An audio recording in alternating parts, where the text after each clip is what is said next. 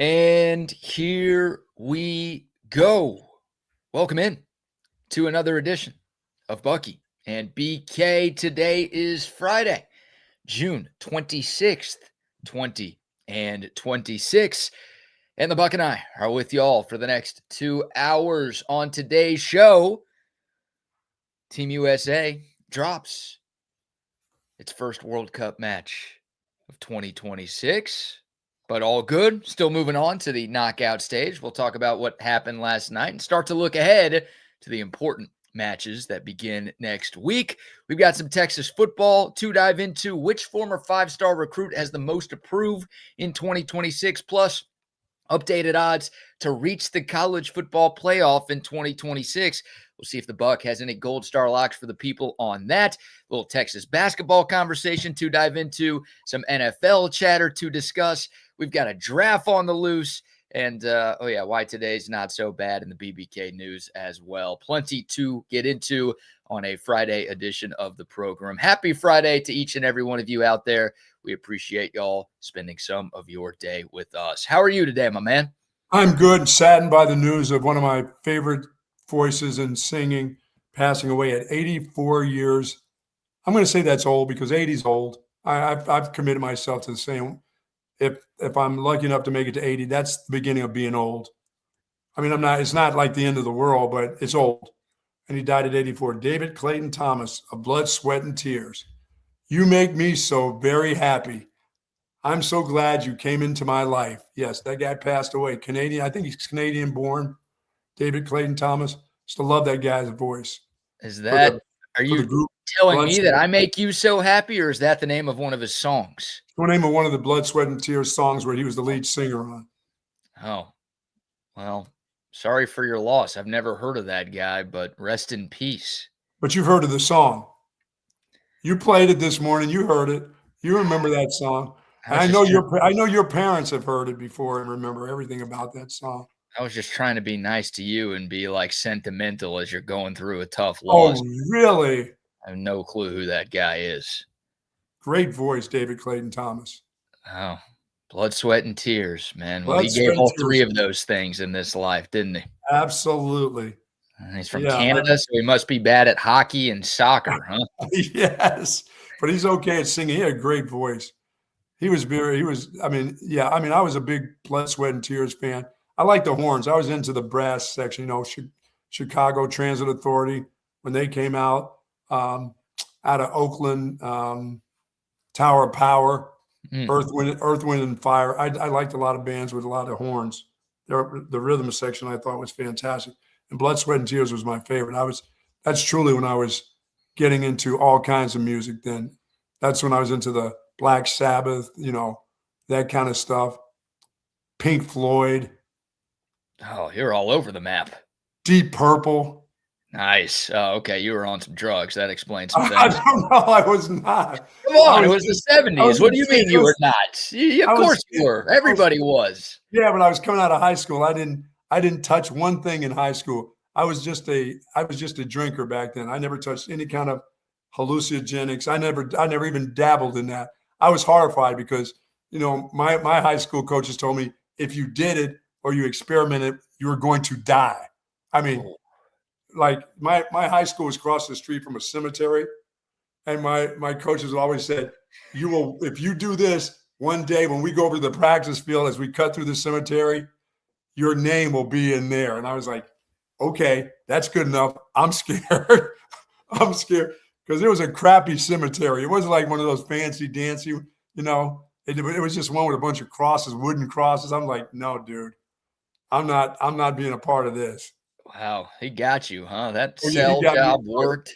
He got me good. He sold me on the drug thing. Everybody else was smoking, trying all kinds of mushrooms and doing window pane and all kinds of LSD. And I was like, no, dude, see that over there? You see that cross over there falling down sideways? I don't want to be over there. You were telling people that, and they're all talking. You see this loser over here? We ain't hanging out with this dude. He ain't cool. He ain't one of us.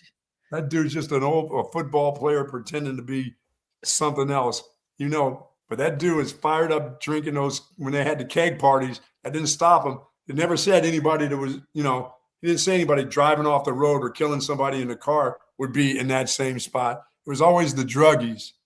It's funny. You were It doing was maybe never the most. the keggers were never getting into that kind of problem. Yeah, Keggers were okay. Sure. Yeah, you were probably doing the most dangerous drug of all of them, but You're right. everybody else was making the mistakes. Oh, huh? yeah, and they were losers, and they were hippie losers, no goods. But the keggers are okay. Having your keg parties in the cornfields was okay. With the state cops coming out there and raiding, that was just fine. But if you were dropping little things of acid, you had some problems back then. You were doomed to die. But it scared me straight. That's good. Don't do drugs, kids. And 21 right. means 21 as well. That's right. Nothing wrong with a little Altstadt every once in a while. Not a whole keg to yourself. You know what I'm saying? I'm rocking the Altstadt soccer kit today. I've got World Cup fever, baby. Oh, I bet you do. After watching that game, you sure got the fever last night. Good day to the soldiers at Fort Hood, Texas, the soldiers in the state of Texas, and all those that fight for us each and every day. Thank you so much for what you do. We appreciate you. We appreciate your family sharing you with all of us. And to all of you out there, including the soldiers, please be safe out there, please. And that Turkish goal in the 99th minute. Turkiye or whatever they call themselves. Whatever they call it. Are you done with that? Are you done with trying to pronounce what they were doing last night? I don't have to worry about them anymore because they're going home. Yes, homeward bound. You're right. They've been eliminated from this 2026 World Cup, but they did beat Team USA last night with a game-winning goal in the 99th minute. I mean, basically the final kick of the game was a game winner for Turkey, and Team USA drops its first match of this World Cup, losing by a final of 3-2. Nothing on the line last night except for pride. But look, the U.S., we had already won the group. We already knew who and when and where we were playing going in to last night's match. So a bunch of bench players were in. You put that one behind you. Now you turn your attention to the knockout stages next week. Yeah, I sat there with my wife and I told my wife, you know what this reminds me of? I said, this looks like a bunch of grandfathers and older, dads taking their kids out to the park, leaving them at the swing sets and them going off and playing a game of soccer. It was so hectic looking. That first 8 minutes was like, there was nobody defending. There were guys running they were scrambling all over. And that's what you get when you have 9 new players on the pitch. They were just running around, scrambling. Nobody knew where to be. Nobody knew how to defend. They scored that quick goal. It was like incredible.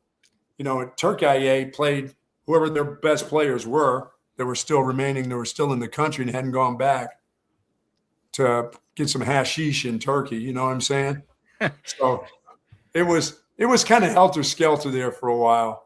Yeah. Look, to anybody pressing the panic button right now about Team USA soccer, I think you're making a mistake. Like, I'm going to compare this to the New York Jets beating the Patriots in a Week 18 game where the Patriots have already locked up home field advantage in the AFC.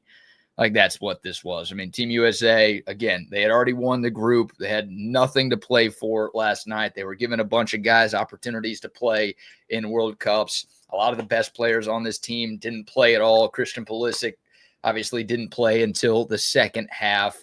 Like, if you're losing sleep over this, if you're worried about this, if you put coin on that, which it sounds like a couple of our degenerates did, losing a couple of bucks. Come on now. Yeah, really? You're betting on a bunch of backups. And unfortunately, our number 2s and number 3s couldn't beat Texas Tech's schedule. Wait, am I doing this right? No, wait, no. Team USA's backups just not quite good enough to beat Turkey's starters last night. Okay, big deal. They literally had nothing to lose, and we had nothing to play for. So obviously would have preferred to win. A lot of folks stayed up late last night to watch, and these matches take almost 2 hours, so you always prefer to see your team win versus seeing them lose. But literally no harm, no foul at all. Nobody got hurt for Team USA. That's right. None of the guys with yellows entered the match, so they're on a clean sheet going into the knockout stage. The Turkey players weren't trying to hurt anybody from USA. They were just trying to make it so they could go back to their countries without being beheaded. Right. For their play in World Cup games. Yeah, good for them. You Good for know, them. good And for you know what? them. I'm proud of Team USA because we don't like ties, right? This country's That's not right. about ties. So, of course, you'd rather win, but it's 2-2 in the final minute. We're like, we're not going to tie. That's like kissing your sister. We ain't doing that. So No, go we're not ahead, doing that. Turkey. You can have a goal. You can get a World Cup win so you don't get beheaded or whatever you said when you get back home. I didn't realize Turkey was like that. But yeah, we're not tying. So we'll concede. Congratulations to y'all. We're moving on. Y'all are going home. Yeah, that win saved a couple of those players' families, guarantee you. Guarantee me? Yeah, man. That place, Turkey's a big soccer country. They weren't very happy with they haven't been very happy with their performance. So that win is a big deal for them. Is it? Yeah, man. It's good to be able to keep your head about you, you know? You know a lot more about Turkey than I do, I guess. Yeah, that place kind of scary. They had big expectations. They were expecting them to win the group. Yeah, no, that was kind of the thought going in, is that it would be U.S. and Turkey as the top two teams in Group D. And obviously the Americans, we took care of our business. And Turkey, again, they lost their first two matches. They didn't score a goal in their first two matches. So they knew their fate 2 games in. So, yeah, there's some disappointment there. But, yeah, like hopefully no one loses their head over this, or no one loses their. I mean, I'm just hoping USA will always be USA and not like USC or something. Changing our letters and names. Turkey has always been Turkey. When did they become Turkey? And now we're playing Bosnia, and now they got an extra name on the back of theirs. Where they add another country or something? Wait, who's the other team? What are they ganging up on us now? I know. That's how good Team USA looks, that they need 2 countries to hang with us now. It's Bosnia and Herzegovina. That's who the U.S. will see in the first game of the knockout stage next Wednesday in Santa Clara, home of the San Francisco 49ers. It'll be USA against, yes, both Bosnia and Herzegovina. I would argue that the Americans have the toughest round of 32 opponent out of anybody, because we got to play 2 countries. Everybody else only has to play 1. I know, and we're Trinidad, playing. I was looking, is Trinidad and Tobago? Nope, they're not in this World Cup. No. They didn't qualify. We got to play 2 countries. So if we do get past our first knockout stage game, I would argue it's the most impressive win of anybody. I would agree with you. We're playing like half communism and then some ballerinas from some place. Who knows? Ballerinas. What do they call? What's the name of that country? The Bosnia and yeah, I know that one. I got that one. Herzegovina. What did it just pop up out of the ocean or something? Just become an island or something? Yeah. You know how Pluto went away and we don't acknowledge that anymore? Yeah. And now we acknowledge Herzegovina instead. Okay. I think that's what happened here. But I would ask some of those kids that may be listening, in the car line, which they're not in the camp line, if they could tell us about that country. I've truly don't know how close it is to Bosnia. Is it like thousands of miles away from it and they just claimed it for their own? Or I don't even know how you do this now. How do you get to have a country, just to get to have a country and then bring in another one into the fold? It's one country, I don't know if there was some sort of acquisition that happened. Maybe a Bosnian purchase. A draft or something. Yeah, we've got the Louisiana Purchase. Maybe they had some Bosnian Purchase back in the day. I don't know how it worked, but it's some country near the Mediterranean, and that's who we get to play. They've got 3.1 million people in that country, or those countries combined. Wow. So, like, the U.S. will be favorites. I mean, Bosnia and Herzegovina, they were a 3 seed coming out of their group. Obviously, the Americans won the group. We've got the home field advantage playing in California, and we'll have all of our starters and our A squad out there for this one. So this is a match that Team USA is expected to win, and the Americans have a pretty favorable draw moving forward. Obviously, it's all favorable that you get to play every match in the States, but if things shake out the way that they're supposed to, Team USA is going to be favored in their next few matches. Now, they don't play the games in Vegas. They don't play them on paper. They play them on the pitch. Obviously, we got to go out there and take care of business, but we've got a chance to make some real noise here and get further than maybe we've ever been in this tournament. Well, I'm glad those guys played hard. They was kind of dysfunctional yesterday, but we did save some heads, so that's good. That's a good thing. Yeah, and it In the was, spirit, in man, the spirit, hey, in the spirit of not just the games but life, we did save a few people. we did save a few people, and that's what we do. We've been saving people for a long time Yes, yes, indeed. as a country. That's what we're all about. Yeah, I mean, the game got off to a great start. Like you said, we scored 3 minutes in. Austin Trusty. I mean, Team USA has scored in the first 10 minutes in all 3 of their matches so far. Like a perfect start. And looked like we were rolling again, and it was going to be another easy victory. And then you said it. We just kind of looked like a bunch of drunk uncles at Thanksgiving just playing a pickup game in the park. It looked like pickup, didn't it? I was like, Joyce, this looks like pickup. This looks like a bunch of guys that their wives told them, you take the kids to the playground. And so what they did was all the dads got together and said, hey, here's a soccer ball, one of the kids' soccer ball. Let's go play. The kids are over there at the playscape. They'll be just fine. Don't worry about little Joy eating sand or some other kid beating up on a kid. Let's just go play some soccer and show the world how good we are. That's what it looked like. They were everywhere. Got a little sloppy. Turkey scored 2 goals in the first half. They took a 2-1 lead into halftime. We tied it up. Sebastian Berhalter, son of former U.S. manager Greg Berhalter, tied it up in the 49th minute. And then we kind of took control. We started dominating the match, looking like we were supposed to. Then Pulisic comes into the game in the 57th minute and still rolling, had a few chances to get the go-ahead goal, didn't. And then again, Turkey, literally the last moment of the match, they get the game-winning goal. So he looked good. His movement looked pretty good for a guy that's been away for 2 weeks. He looked like he was. I'm glad he didn't do anything. I mean, and he took some shots. He had a couple shots, but his legs looked all right, and his legs slid out from under him. I was worried with the one where he ended up on the ground. I was like, oh boy, that's going to hurt. Yep.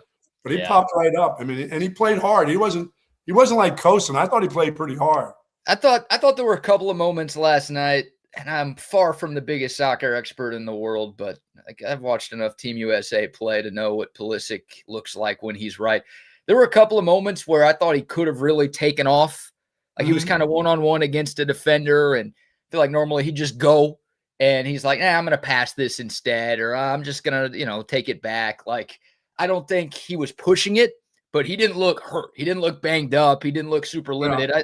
I think like he had some moments internally during the match where it's like, yeah, I could, but I probably shouldn't because this doesn't really matter. Did the goalkeeper, there was a new goalkeeper. Did he stay the entire game? Yep. Because by that time I was going to bed. I didn't see the winner. I'm like, I'm going to sleep. I don't want to see these. I don't want to see these dads have one more beer. now we know who to blame. Now we know who to blame for why we lost last night. You didn't stay up to the end. No. Yeah, Matt Turner, who he was our starter in the last World Cup, so he's very good. A lot of experience. He started the match yesterday, and again, a lot of new guys, a lot of guys who won't be seeing the pitch in the knockout stages, but they get their opportunities to play. Yeah, I just they kept playing that up. Dempsey and those guys kept playing up. Oh, it's a great opportunity to show the coach that you need to get in some playing time. Yeah. I'm like, no, it's a good to be a good teammate while their guys, are hurt. Let them go in there and just play hard. Get a chance to play on a world stage. That's all. It's not like you're going to get a bunch of time when the knockout round when it comes. It's just your opportunity to play. So go play. They were making it like, oh no, some of these guys will get some playing time. Yeah, they will. No, some of them will for sure. You're gonna sub. They're not gonna start matches, but you're gonna sub guys. And there's somebody who looked really good last night. Then like Pochettino's paying attention, the coaching staff's paying attention. Every chance you get is an opportunity. Yeah, of course. Bit of sound here. We've got some sound from the manager, Mauricio Pochettino, who, by the way, is a big Chick-fil-A fan. He's been on the record talking about, he's Argentinian. He's not of American descent, if you couldn't tell by the fact that his name is Mauricio Pochettino. If you've ever seen the guy talk or heard the guy talk, you kind of tell that he's maybe not one of us, but he's become one of us. He's an adopted son of our country. Yeah. Well, look, we're not a soccer first country. We're just not. So I was like watching the post-game or post-match press conference last night, and there were a lot of questions from our media like, are you mad that you lost? Are you disappointed? You feel like you gave up momentum? Are you worried now that you're not going to be able to turn it on next Yeah, week? you seem like they're trying to corner that guy for some reason. And here's Pochettino, like, not very happy with our press with some of the questions he was getting. For you not to say congratulations that we won the group, that is a little bit sad. It's very positive to finish in the way that we finished. Cannot be possible, I'm sorry guys, it cannot be possible that Turkey finish celebrating the 3 point and Australia celebrating the qualification, Paraguay celebrating the qualification, and come here and for you not to say congratulations that we won the group. That is a little bit sad, but only that. I need to remember you and everyone that we won the group. Sorry, guys, we won. Sorry, guys, we won. Yeah, it's like, yeah. I mean, the way they do soccer, they understand. Those coaches, those players understand a lot more than our media and reporters understand about winning and losing. They understand how to play the European game and how those stages work. You know, you're not going to go. You don't have. There's nothing for you to gain except for to get somebody hurt. You know, or you know, you just try to keep your rhythm, but you got to be careful because you had those guys all those yellow cards. Right. I mean, I don't know if they want the guy to be sad. Well, they're not happy that they lost. Nobody's happy when they lose, I hope. He did say a different quote, I'm happy. Maybe I'm not showing because your questions are a little bit weird. I'm confused. Yes.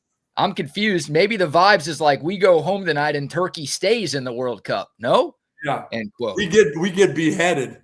Yeah. Again, this is like I made the comp earlier. It's a Week 18 game in the NFL. Right. I used the Jets and the Patriots as an example. Now I'll use the Arizona Cardinals and the Seattle Seahawks as an example. Like, see, they already got home field locked up. They got nothing to play for. They're resting their starters, and the other team stinks. They're already out of it.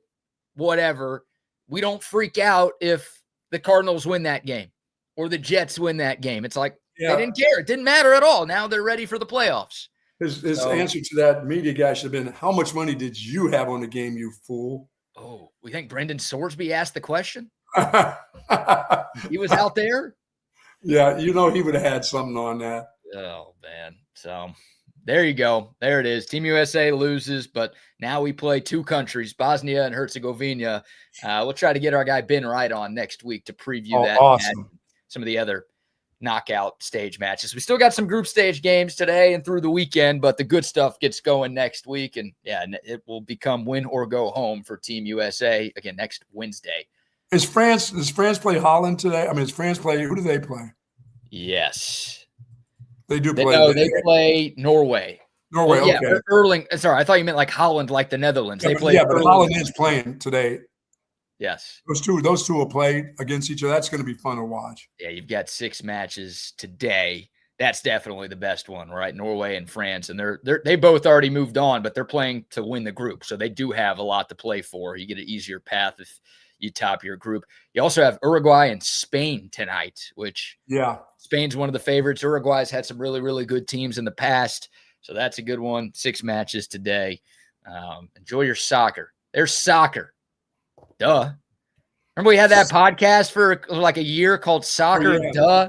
That was great. You got to be like a real fan of Bucky and BK to remember that era of us. Soccer. Duh.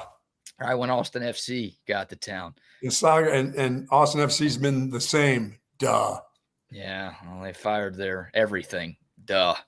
Hopefully next year they're able to turn things around, or maybe a miraculous second half of the season push with their interim manager.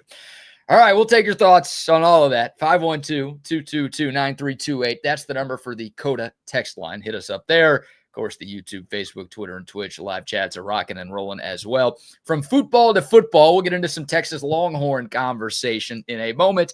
But before we do, Buck, how about our first round of sponsor shout-outs? I am resting in my Relax the Back chair today. My back is feeling fantastic. And I'll tell you, at Relax the Back, folks, if you do have problems with your lumbar, your shoulders, your hip, anything, your thoracic area, please call on our friends over at Relax the Back. They have a chairs for you, select zero-gravity recliners, office chairs. They got stand-up desks, the whole works, all the accessories that you're needing to help you out. And even before you have a bad back or you're starting to to feel some pain, or before you even do that, find a chair that's going to fit you and make you comfortable. And those chairs last forever. This chair is over 20 years old that I'm sitting in. I know they have new up-to-date chairs, but let me tell you, if you've had a relax-a-bag chair, you understand what I'm talking about, how good it feels and how comfortable it is. They've got 2 great locations. One is in the Bee Caves at the Hill Country Galleria across from Whole Foods. The other, and up north at the Gateway Shopping Center right across the street from the Container Store. Live pain-free like the Buck at Relax the Bag. Yes, indeed. Go see our guys, Jason and Brian and the entire team at Relax the Bag. They will take care of you. Shout out to them. Shout out to CentexTickets.com. Yes, indeed. If you want to get off your chair and attend a sporting event, a concert, a comedy show, a Broadway show, a festival, whatever, in person, go to CentexTickets.com, your one-stop shop for all of your ticketing needs. They've got tickets to the best events all over the country. You want to start getting your Texas football tickets ready to go? Centex Tickets has you covered. If you want to catch a World Cup match, Centex Tickets has you covered. Don't forget to use our promo code, Centex10. If you type that in when you check out, you're going to get 10% off of any ticket purchase, whether you're buying 1, whether you're buying 10, it does not matter. Super easy to use. Just log on from your phone or computer. Shop local. Shop CentexTickets.com. You know, BK, I mean, you watch Premier League soccer. Are these guys, well, every once in a while you'll catch it, I presume, but I don't watch any of it. I just wonder, is the World Cup stage somewhere where these guys can pick up players that may not, maybe from these other countries that, you see some, you see somebody from the Ivory Coast that may not be on a Premier League team that you say, hey, this guy's really played well. We're checking him out. I guess that would be scouting, wouldn't it? Wouldn't that be an opportunity to scout players? Yeah, for sure. Go to some of these, and check them out. Yeah, absolutely. Absolutely. I mean, a lot of players get discovered at the World Cup. So yeah, everyone's watching. Everyone's watching right now. And all the leagues are taking a break. It's not like there's professional soccer leagues that are being played right now. Like everybody, some of them are in the off season anyways, but obviously like the MLS, the leagues that are in season, they're taking a break for this thing. So yeah, everybody is watching these players go up against the best players in the world. So yeah, definitely. So yeah, so if you're close to being a starter on some of these teams and some of these other places see you and they've watched you throughout and you've had opportunities, their interest could be pretty interesting, I mean, look, these people get paid to scout just like in any other sport. So no one like unheard of. Oh, who is this guy? We've never heard of this guy. These are all people that everyone's heard of in the scouting industry. Mm-hmm. But yeah, if they play well, of course, that's going to increase the likelihood that they get picked up by a better club. But you still have to pay and go through the transfer process. And I'm going to not even pretend like I know how all of that works. But yeah, of course. It's interesting. Yeah. Because, those dudes that get out there, for United States yesterday, there's opportunities for them in places too. Not just the national team, I mean, all these guys play professionally. This isn't like a bunch of plumbers or carpenters who are like, oh, let's put together a team. All of these guys in all of these countries are professional players. So they're not going back to Enterprise after this. No, boy, Enterprise, are they paying you or something? Like, why are you bringing them up? Are you? They're my favorite. Hey, they're my favorite, like my favorite airline. What's your favorite airline? It's now United. Yes, I'm now United again. I made full circle back to United. Okay, all right. I know Delta's your least favorite. I thought you were a big Spirit guy, but I know they're no longer with us. So, which I've never been on, so I'm really happy about that in my lifetime too. Disappointing. I've never ever had a chance to be on one of their planes. I got to fly on Spirit Airlines. Unfortunately, I never got to fly on the Hooters airline that existed for a short amount of time in the 90s. I would have loved to have been a part of that, but I did see that plane though once. Saw the Hooters plane? Yeah, I've seen it docked, but I've never actually. I don't know if people got on that thing, except for John Daly. Yeah, that was a very short stint, unfortunately. And boy, this country would be a lot better if Hooters Airlines was still around. But you can't have it all. You can't have it all. Huh? Can't have it all. They don't let me make the decisions, unfortunately. Quick shout out to Altstadt Beer. You can't have it all when you drink the Altstadt. Again, I'm rocking the Altstadt FC kit today. It's my favorite club, my favorite beer. I'll be drinking plenty of Altstadt this weekend. You kidding me? With all the World Cup that we've got going on, Major League Baseball going on, summertime going on. Should be a beautiful. It's going to be hot, but sun will be out. No rain in the forecast. Enjoy yourself this weekend and ring in the weekend the right way with an ice cold Altstadt beer. Whatever you've got going on, make sure you drink your Altstadt responsibly. Be safe, be smart, plan a sober ride home. But they've got so many different brews, something for every beer drinker out there. So for your World Cup watch parties, if you're hanging by the pool, if you're just going to a bar, if you're posted up on the couch, your good times are made better with the greatness that is Altstadt beer. No impurities, no regrets. And if you're seeking that specialized patient-focused orthopedic care, contact our experts at Texas Orthopedics. Their physicians offer comprehensive surgical and non-surgical orthopedic care for children and adult. Rehab now. They talk to you about rehab. Everything is not about surgery. They talk about non-surgical things that can happen for you too also. Rehabilitation, spinal care, sports medicine, joint replacement. Dr. Danny, Dr. Stockton, dedicated orthopedic surgeons there, and all their surgeons are there to help you get back to that great quality of life that you deserve. Texas Orthopedics is the largest independent orthopedic practice in Central Texas, folks. For more information, go to txortho.com. Yes, sir. Yes, sir. All right, let's talk some Texas football. We are 71 days away from the Longhorns opening up the 2026 season against Texas State. Not that we're counting. I've got an interesting question to pose to you, sir. Okay, sir. Texas has recruited at an incredibly high level in the Steve Sarkisian era, and they are on the heater of all heaters right now. We'll talk about that a little bit later in today's program. But there are a lot of five-star players on this roster, and some of them have already broken out. Some of them have become some of the best players on the team, right? Colin Simmons is an example of that. Former five-star recruit, best defensive player on the squad, maybe the best defensive player in the country going into 2026. But there are a number of five stars who maybe have yet to prove themselves, whether it's they've just been buried on the depth chart because there have been other talented players ahead of them in the past, or injuries, or whatever. So I'm going to ask you the question, and I've got a list of names that you could choose from if you'd like. But which former five-star recruit do you think has the most to prove here in the 2026 season? You care for some names? Give me a couple names. Okay. I think. Does my wide receiver get in there? Which one's your wide receiver? Wingo. Ryan Wingo is a former five-star. He would qualify. Yes. You've got Jonah Williams going into year 3. You've got Kobe Black, who recently made a position change, will now be a safety after being a corner. He's going into his 3rd year. Brandon Baker, former five-star, going into year 3. Justice Terry on the defensive line, going into year 2. Lance Jackson, edge rusher, going into year 2. Michael Terry III, going into year 2. That guy's changed positions a couple of times.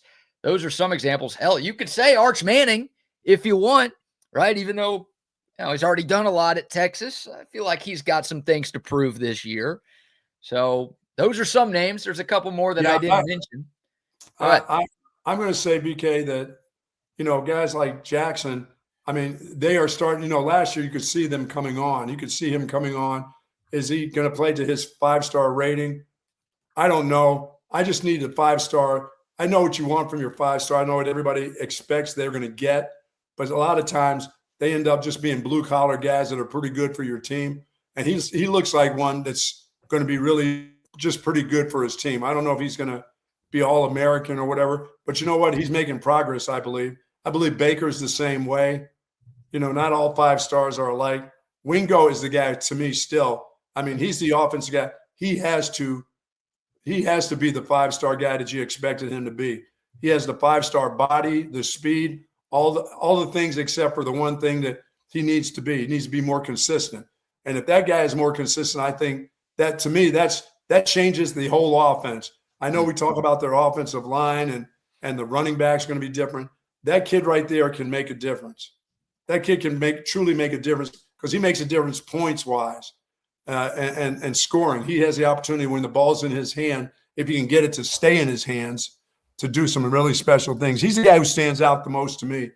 He's the guy that I'll be watching more so than, well, not more so than guys on the offensive line. I'm still going to be looking at them and seeing how how they do and how they progress. But, you know, I think he's the guy for me. He is that guy. Yeah, it's a good pick. And it's interesting, right? Because he's done a lot more than most of the names. Yes. that And I people would brought say, up. a lot of people would say, why are you picking on that guy?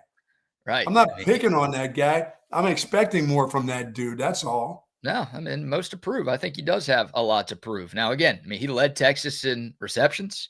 He led Texas in receiving yards, and he led Texas in receiving touchdowns last year. So he did some good things. He was the number one wide receiver on a team that won 10 games in 2025. But I agree. Like, I do think there's a lot for him to prove. And we've talked about it a couple of times. It's a contract year. I guess every year now is a contract year with NIL. But this is year number 3 for Ryan Wingo in college. He will be draft eligible for the first time after this season is done. If he puts it together, he is more reliable and consistent, and he does the things that you just laid out, Buck, then maybe a first-round pick. Like, that's not out of the equation. We're talking about a former 5-star. He's got size. He's 6'2", like 210, 215. Yeah, he's got a first-round body for sure. He's got plenty of NFL traits. So, like, if he puts it all together, then he could be, an all-conference player. I don't know about All-American, but maybe in that conversation at least, and then a guy who gets selected very high next April. Yeah, I mean, somebody that you can't pass up. You're going to be sorry if you passed him up because you're going to look at all the stats he has with his body and everything else and say, why didn't we take that guy? If he's consistent with his hands, that could be a mistake for somebody because he's got everything else. Yeah, and he'll run better routes. He just seems like a guy just going to take a little bit longer. Because, like I said, he got away with a lot of things when he was younger. He was just bigger than the other guys. Anybody covering him, who the hell was going to cover him? Some 5'7" guy in high school? I mean, seriously, who's going to cover that dude? And he's playing in Missouri, too. It's not like he was going up against 6A Texas high school talent every Friday. The guy was pushing guys down to the ground. I mean, he made drop balls and nobody cared because every time he caught the ball, he stiff-armed somebody, shoved their face in the dirt and ran for a touchdown. So it's – If he makes the jump, Texas, I think, really makes the jump. Yeah, well, he's going to get his opportunities this year. I mean, look, Steve Sarkisian clearly loves him. He got way more targets than any other pass catcher on the team last year, and he was the best option they had, truth be told. So I still think he's going to be a big part of the offense and a focal point of the offense, but there's so much more talent around him that, is going to detract attention away from him. With Cam Coleman, obviously, the 2 running backs. I mean, Sterling Burkhalter, Jermaine Bishop. It's just way more talented of an offense this year, and you hope that's going to give Wingo some more favorable matchups for him to take advantage of. But I just think it's tough. It's tough on a kid like Baker, going from tackle to guard. He's an offensive lineman. Sometimes those guys don't mature for 4 years, 5 years, or whatever it is. They don't mature as quick, but he's one of those guys. I mean, do you think that he's not 2 years from now or 3 years from now that guy will, I'm not saying he'll be a first round pick because if he stays at guard, he's probably not going to be that anyway. But will he be a third round pick? I want to give one final thought on Wingo. I didn't know we were done talking about him. I mean, it's a mental thing for him, is it not? Like, I want to ask you, as a guy who played and caught passes before, like the drops, is that just mental lapse? We know he's capable of catching the ball. Is that just something up here that he's got to clean up? How does that get fixed? Yeah, it's a focus. It's a focus, that thought process. Certain things have to happen first before the other things in your mind have to happen. Yeah. And that's tough to do when you're really gifted like that. It's just hard because you have a tendency to think all of that is, I'm really gifted. It's automatic. This reaching up like this and the ball just the feel of it touching my hands. I don't really have to over exaggerate looking the ball in. I'm worried about what I'm going to do. I'm going to show you what I'm going to do next. But the first things are first, and I think he's missed out on the first thing first. And I think that's the receivers in the past, some of those guys that are now have gone on from Texas that they brought in through the portal and everything else. Their deal was they made sure they caught the ball first before they started making moves. They knew what the process of being a receiver is. I don't know if he understands the process yet, but if he does this year, wow. And if he stays another year, look out. Yeah. Can he just be more reliable week after week? Can he be more consistent? Can he clean up the mental lapses? I don't know if it's most to prove for Ryan Wingo. I think he might have the most to gain, though, of any of these 5 stars. And the team has most to gain by him being better. I agree with that. Yeah. That's the thing. The team, and I think a lot of that can be done with, I've never coached. I played wide receiver. I've never coached them. I coached running backs into catching and stuff like that. But I think his coach can make a difference too. That's the hope. Working with Chris Jackson again, who is very good at his job, and he's had a lot of success at Texas, and he's developed plenty of receivers into NFL players. Look, Wingo's going to get drafted, even if he doesn't clean up all the drop stuff because he's that good. But again, if he puts it all together, then he's got a chance to go very, very high. Now, if the dude can't see and things like that, and there's he's got LASIK, he's got to be able to see, right? I got to believe that if he got his eyes fixed, that now it's all mental, because there's nothing, he doesn't have arthritis in his fingers. It's just a mental thing of what you're trying to accomplish. And, there's steps to do that. And the first step is to catch it. It's just, and it's hard. I've seen guys who weren't great players, but had the ability to just catch a football, and they just by feel, they could have their heads turned, BK, and that thing will hit them in the hands and it would stick to them like glue. Yeah. Other guys have to really focus in. I was always taught to really focus in. I didn't have enough moves, to do anything. My deal was you better catch it, because you ain't going very far after you catch it anyway, dude. Just catch the ball. They expect you to catch. If it's 8 yards down the field, they expect you to catch it for an 8-yard gain. From what you do from that point on, that's on you. But my job was to put it in my hands first. Other than that, I didn't have all that kind of athletic ability. That guy has it all. He does. Well, the first part, though, even for a guy with all of that athletic ability, is to catch the football, because it doesn't matter how fast you are or how many tackles you can break if you don't have the ball in your hands. That's true. So, all right, sorry to go back to that a little bit. You asked about Brandon Baker on the offensive line? Yeah, those guys, how those guys, they mature a little bit later. Some of them are just great out of the chute. There's not a lot of those guys right out of high school that even, 5-star. Well, Texas did have one a couple of years ago at tackle. That guy was right from birth was ready to go.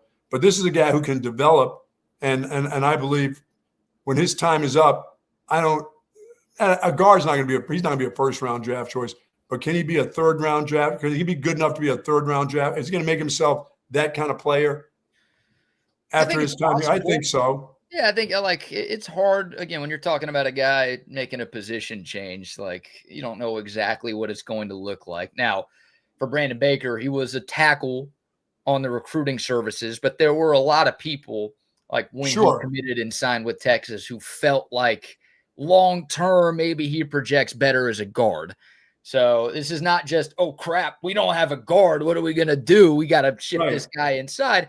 I think this was something Texas has kind of at least thought about for the entire time that Brandon Baker has been on campus. Hey, I think we talked about it either earlier this week or last.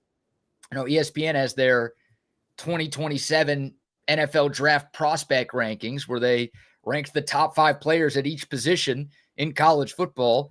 And Matt Miller had Brandon Baker as his number 2 guard, in the entire draft class. So that's probably not a first-round pick, because guards aren't super valuable, or at least they're not viewed as being super valuable. But if he puts it together this year, again, he's going into his 3rd season. So if he has a great year, then perhaps he could be gone in the 2027 NFL draft. So I don't know. I'm hopeful. I'm optimistic. DJ Campbell was right guard last year. He left a lot to be desired. That was a former 5-star who was fine. He wasn't the worst problem on the offensive line last year, but he had some rough moments, and by association, very frustrating last year. Right. He did end up being an NFL draft pick despite all of those things. Yeah, I'm hopeful that Brandon Baker does have a great year. Maybe it takes him 2. I would love for him to play for 2 more years and then go pro, but he's obviously going to be very, very important, because Texas needs way more, especially on the interior of the offensive line. They need all of it to be better, but the 3 guys in the middle, that was an issue way too much last year. Yeah, and with the kid at safety that plays baseball and all that stuff, you can't. It's hard to. We don't see him play. I don't remember enough of him now from his years of high school. As you said, he was hurt in high school. So we don't know enough about him. We don't know enough about a consistent guy that can be there for you. to say he's got to be that guy. How can he be that guy? The guy never plays. Yeah. I think if going back to the original question, which former 5-star has the most to prove in 2026? I think if you surveyed 1,000 Texas fans, you'd get a number of different answers, but I think Jonah Williams would be the most popular answer. Yeah, for sure. People would think, there are people that talk about him just getting money from Texas for doing what? Just being in the ice tub. That's how people think of him. Because when you don't see him play and he's highly recruited, he's highly talked about, and he's this and he's enthusiastic, but you never see it. I don't know what he's like in a training room if he's jumping around in the ice bucket machine going nuts. You don't see him when it's what you pay him to do, actually.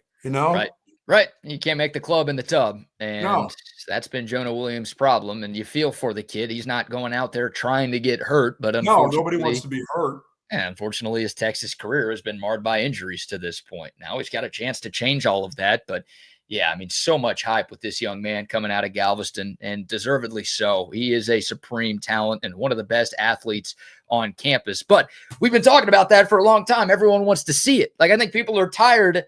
The rest of the country kind of has Arch Manning fatigue. Yes. We got to stop hearing about this guy. That. Yeah. I think Texas fans have Jonah Williams fatigue. Yeah, one sport or the other. Be good in one. It doesn't matter which one it is.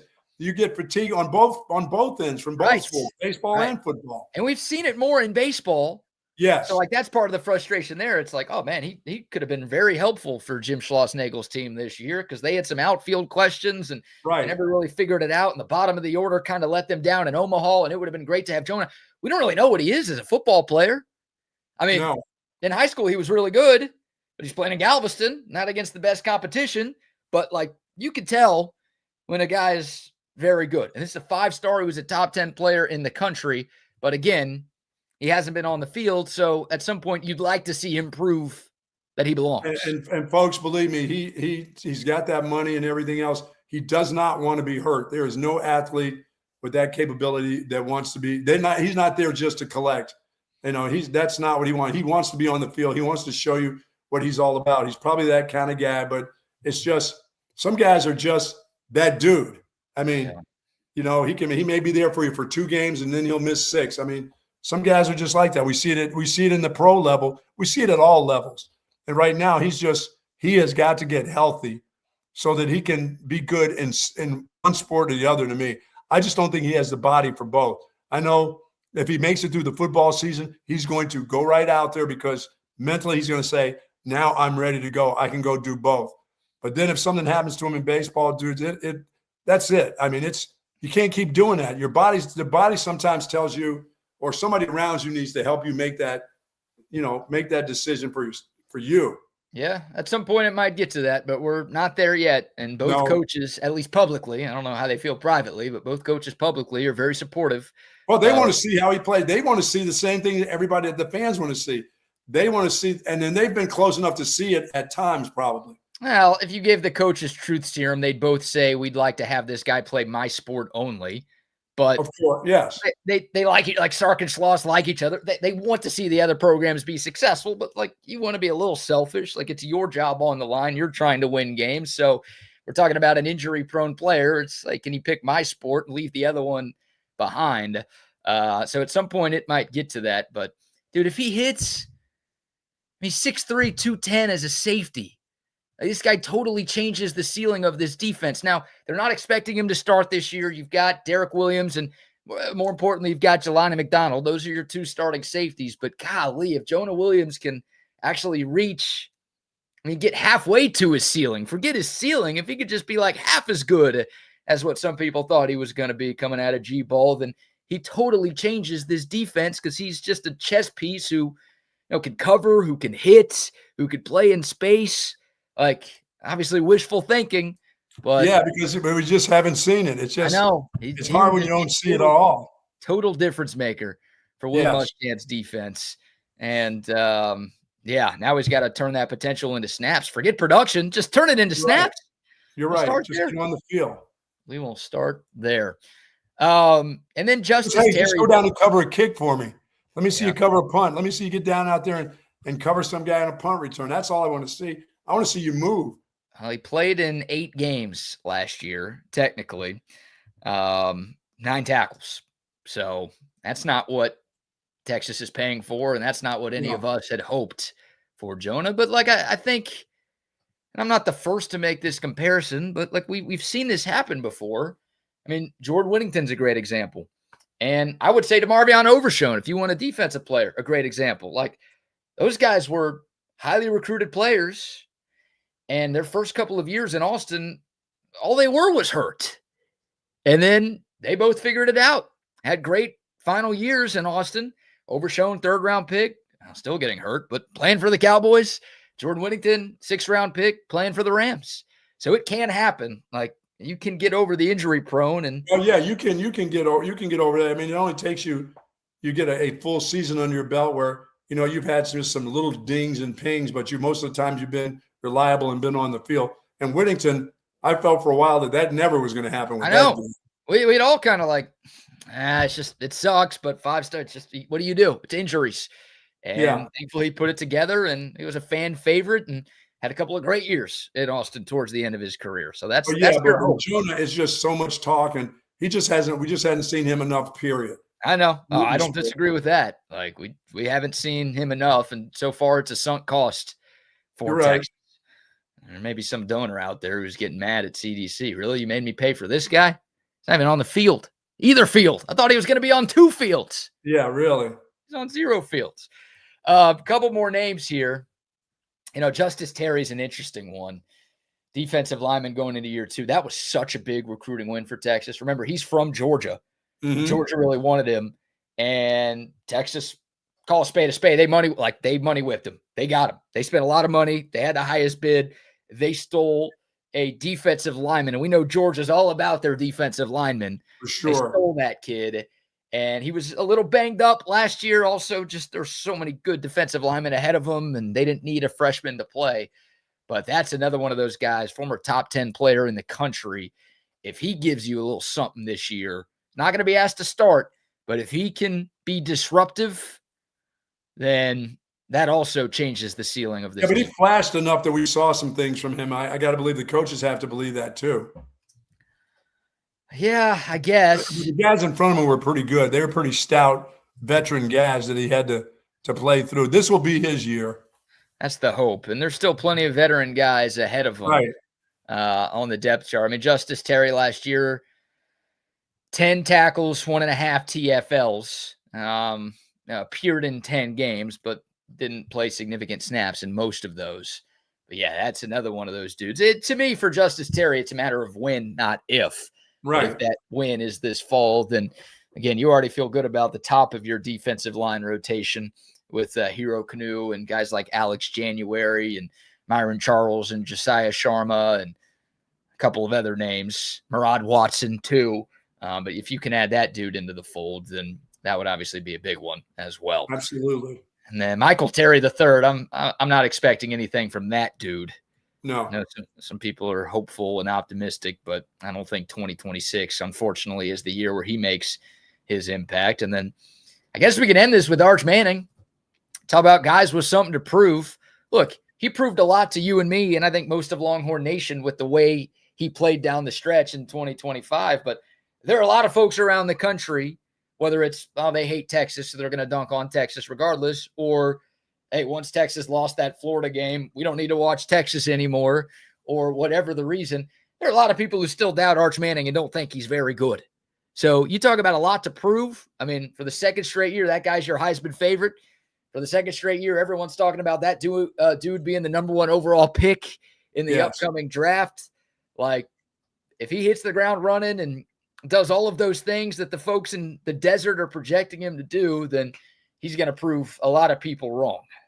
Oh, yeah, for sure. Yeah, and once again, Texas needs that to win. He's that guy they need to win. All the things that everybody's expecting from him, the expectations are high, and he has to fulfill those expectations, not only for himself, but for those that keep on saying he's this and he's that, because he's good enough to be that. We saw that last year at the end of the season. He's good enough to be all those things that everybody says he should be in the beginning of the season. Maybe not last season, but from this point on, yes.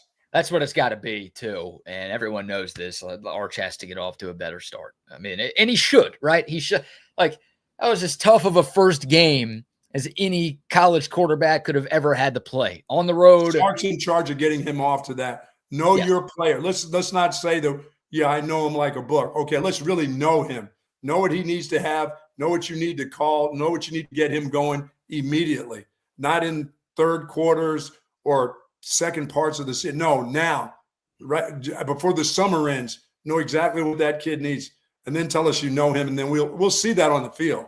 Well, I agree with you, and the coach is always going to be held accountable, especially when you're the QB whisperer and the offensive-minded guy. But we're talking about a fourth-year player at this point, like a guy who knows the offense, a guy who's played a full season's worth of football. Like, part of it's on Arch Manning too, right?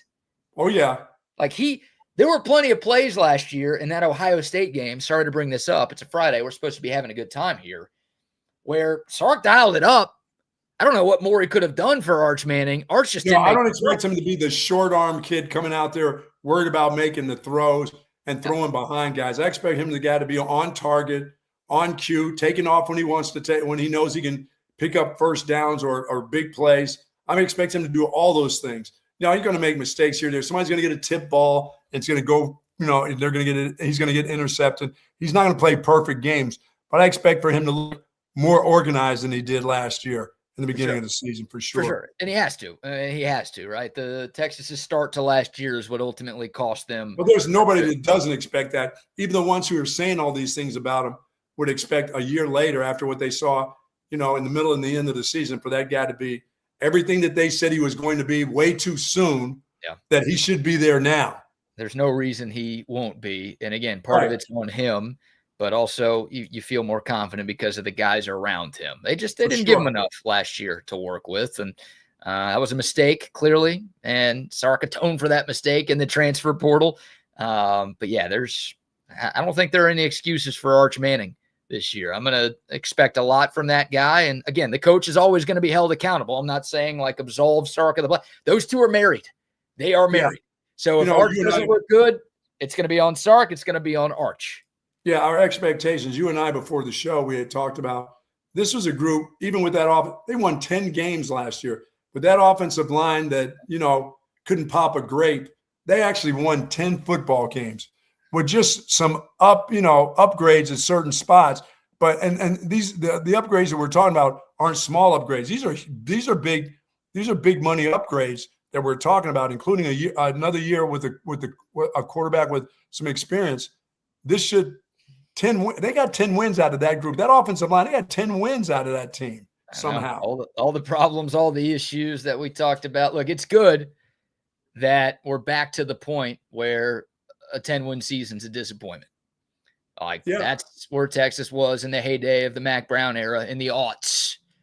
And last decade, it was like, oh my God, 10 wins. This is the greatest thing ever. Somebody pinch me. Let me know this is real.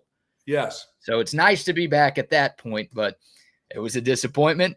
And if you thought it was a disappointment last year, it will be catastrophic in nature. Yes. If they're only at 10-2 in the regular season, you get in the playoff, fine. But if it's 9-3, you miss the playoff and your 10th win is a bowl game, we're not going to be sitting here at this time next year like. No, because somebody's head's going to roll. Talking about Turkish heads. Oh, we're sending Sark to Turkey? I'm just saying there'll be heads rolling. That doesn't work. That doesn't work out. That offensive line doesn't work out. There'll be a head at least rolling.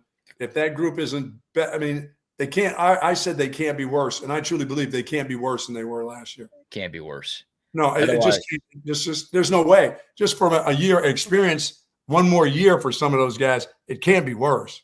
Otherwise, because if it's worse, they can't coach. Because if it's worse, they can't coach. Not only are they getting the wrong guys, they got the wrong coach. They got the wrong coach. Yep, send Kyle Flood to Turkey. It just can't. And once again, that group won 10 games. We're talking about individual spots on the offensive line, but altogether they found a way to win 10 games in the SEC. Should I be the show your work guy here, or no? Yeah. Okay. The show your work guy is but they needed overtime to beat a crappy Kentucky team. Yeah, but they needed a 17-point fourth quarter comeback to beat a crappy Mississippi State team. Like, yeah, but they lost to 4-8 Florida. So that's the one that hurts. The other ones were called wins. The other ones are wins, right? Again, those are called wins. That's the show your work guy. It's like, this very easily could have been a 7-5 regular season. Oh, don't say that. But again, you win. That's all that really matters. Style points, whatever, you win. But that, like, you'd like to not stress that much against some. Do you not know winning is hard? Have you not understood that winning is hard? You just put a curse on this year. Thank you, sir. But you got to take those wins, because I know even in the big games, the big ones. Well, you didn't win those. That's the Ohio State game. That's a game against Georgia. Those are the big games. Those are the big games. Like I said, that's why, to me, Ohio State is a must win, not a we can still make it to the playoffs. Hey, we can go around and screw around in that game and still come through the SEC in a nine-game SEC season. We can still come through and make it to the playoff. No, you have to beat Ohio State. It's time, fellas. That's all there is to that. There is no reason why you shouldn't. Let me make one amendment here. Don't say OU and A&M are not big games. We won some big games last year. We just can't beat Ohio State and Georgia. Those are different things. We won some big games. Yeah, talking to Eric yesterday was like, yeah, isn't Oklahoma a big game? I'm like, hell no, it's Oklahoma. Top 10 teams last year. They won some big games. We're going to beat them. So they can be having their greatest years of all time. We're going to beat them. So don't panic about those games. All right. We'll pick this back up. We got to get to some sponsor shout outs, more Texas football conversation. Would love to get y'all's thoughts on all of this. We'll get to some recruiting. Also, you know what? Next, we can get to these updated odds to reach the college football playoff. I'm going to give the Buck $1,000 and see where he's putting his money for the upcoming season. But before we go any further, how about a few more sponsor shout outs? So our friends over at Woods Comfort System, for 70 years in Central Texas, they have been getting it done. Air conditioning and heating, of course. And right now, $70 off of AC and plumbing repairs. And hopefully you will not need them. How about 70% on financing for 36 months on any Bryant system with our friends over at Woods Comfort Systems also. But folks, if you have any of those needs, those guys are reliable. Their technicians are fantastic, and they will get to you in a timely fashion. They always have for me over the last 5 or 6 years since I've been here. I trust in them. And for 70 years in Central Texas, people have trusted in Woods Comfort System. Not only do heating and air conditioning, but also indoor and outdoor plumbing. Nobody does it better than Woods Comfort Systems. Yeah, if you're planning on eating a bunch of fast food this weekend, make sure you got Woods Comfort Systems on speed dial if you screw up your plumbing, That's important. Absolutely. Wags. WoodsComfortSystems.com. 512-842-5066. Shout out to Gobundance. We talked about our guy Matt King for a long time, the incredible ride he just went on biking 2,000 miles from Mexico to Canada to raise hundreds of thousands of dollars for charity. This guy is the CEO of Gobundance. He's a great dude, but Gobundance is also a great organization as well.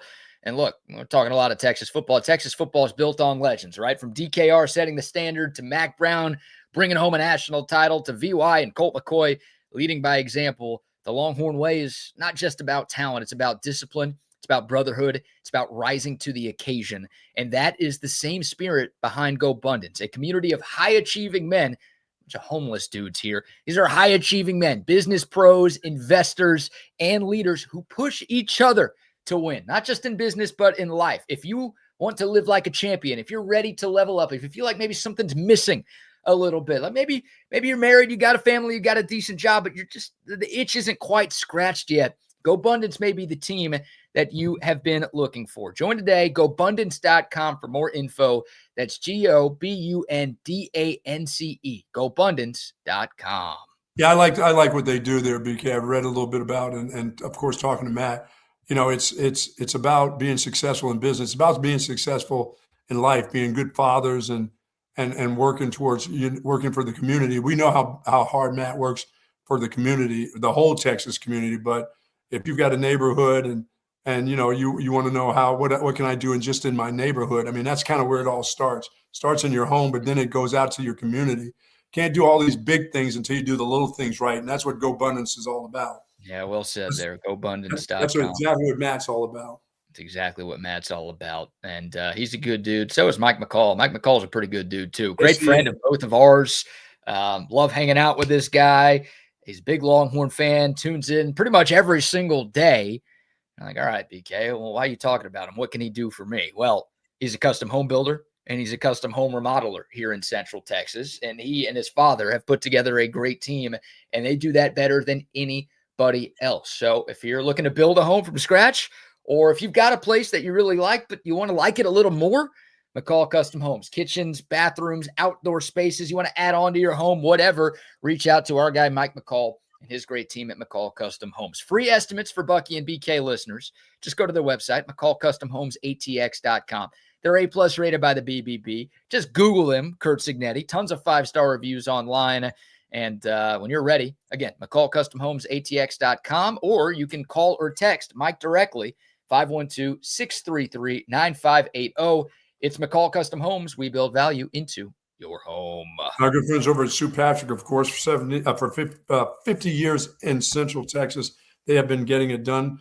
Online orders of $59 or more, free curbside pickup, and plenty of parking space at 5222 Burnett Road. Go by and say hello to Jay. Grab your T-shirts, grab your ball caps, grab your luggage. I don't know about that hat, man. You're asking for a fight. You want to be beheaded. Wear that one around right there. Come on. That's the one you want to take to the Aggie game right there. That's the one you want to take up there to Dallas for the big game.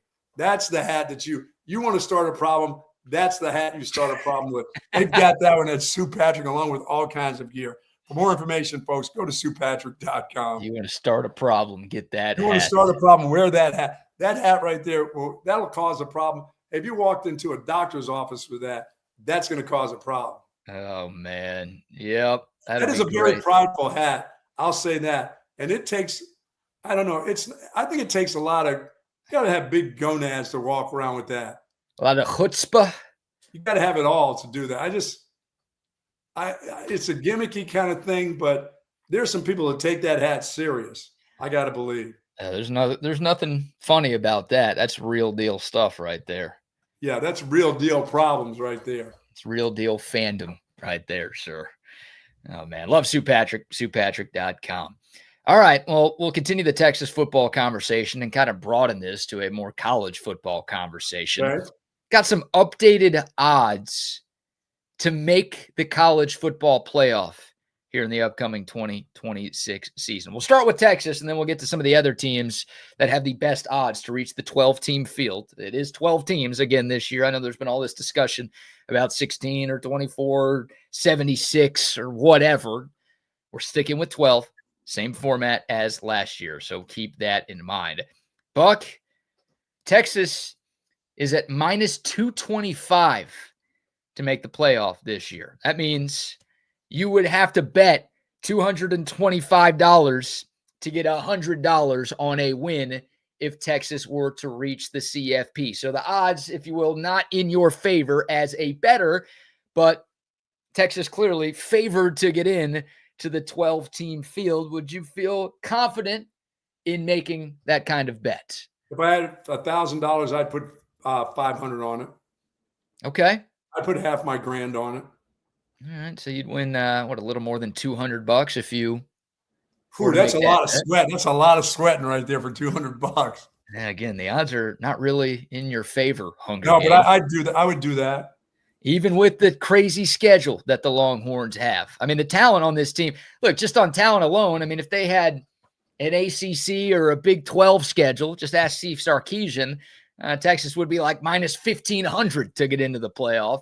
But because of the Ohio State game in week 2 and the 9 SEC games that we've all spent so much time talking about, and obviously they're a little. Yeah, and that's why you're going to play Ohio State and you're going to beat them. Because then I can go back to your theory of, hey, even if you lose to them, you can get in the playoffs. But guess what? If you beat them, you're damn sure better be in the playoffs. Yeah, that's the thing. I mean, you can lose that game and get in, but you would like to not use a mulligan before conference play starts. Again, when you're playing more conference games than you ever have in the SEC. So, yeah, you'd like to really win that game, and you'd feel a lot better about Texas's chances of reaching the CFP if they get a victory in week 2. There's no doubt about that. Okay. Yeah, that has to be a win. I'm going to look on that weekend. You know, when we start talking about that, as anything I say is going to be, you have to beat Ohio State. We have to beat them. And people are going to argue and be mad the whole week of that game with me about, why would you say that? Because I truly mean you have to beat them. Because as you said, BK, you can still get there if you lose to them, but you're almost, this team should be, unless something catastrophic happens, you're almost guaranteed if you beat them, you're going to be in. You know, I'll say this. I don't think you're going to get a lot of pushback for that take. You'll get pushback from me for that take because I'm the guy who thinks must win is the most overused phrase in sports. I think there are a few that we say too much that just don't always apply. I'm just a literal guy. Like, it's not a must win game, but there are so many people who are going to be like, shut up, BK. I agree with the Buck. Like, you got to win that game against Ohio State. So yeah, your opportunity with this particular quarterback, this particular coaching staff, this particular where you're playing the game. There's no like in the parking lot. It's in your state. It's in your city. I know.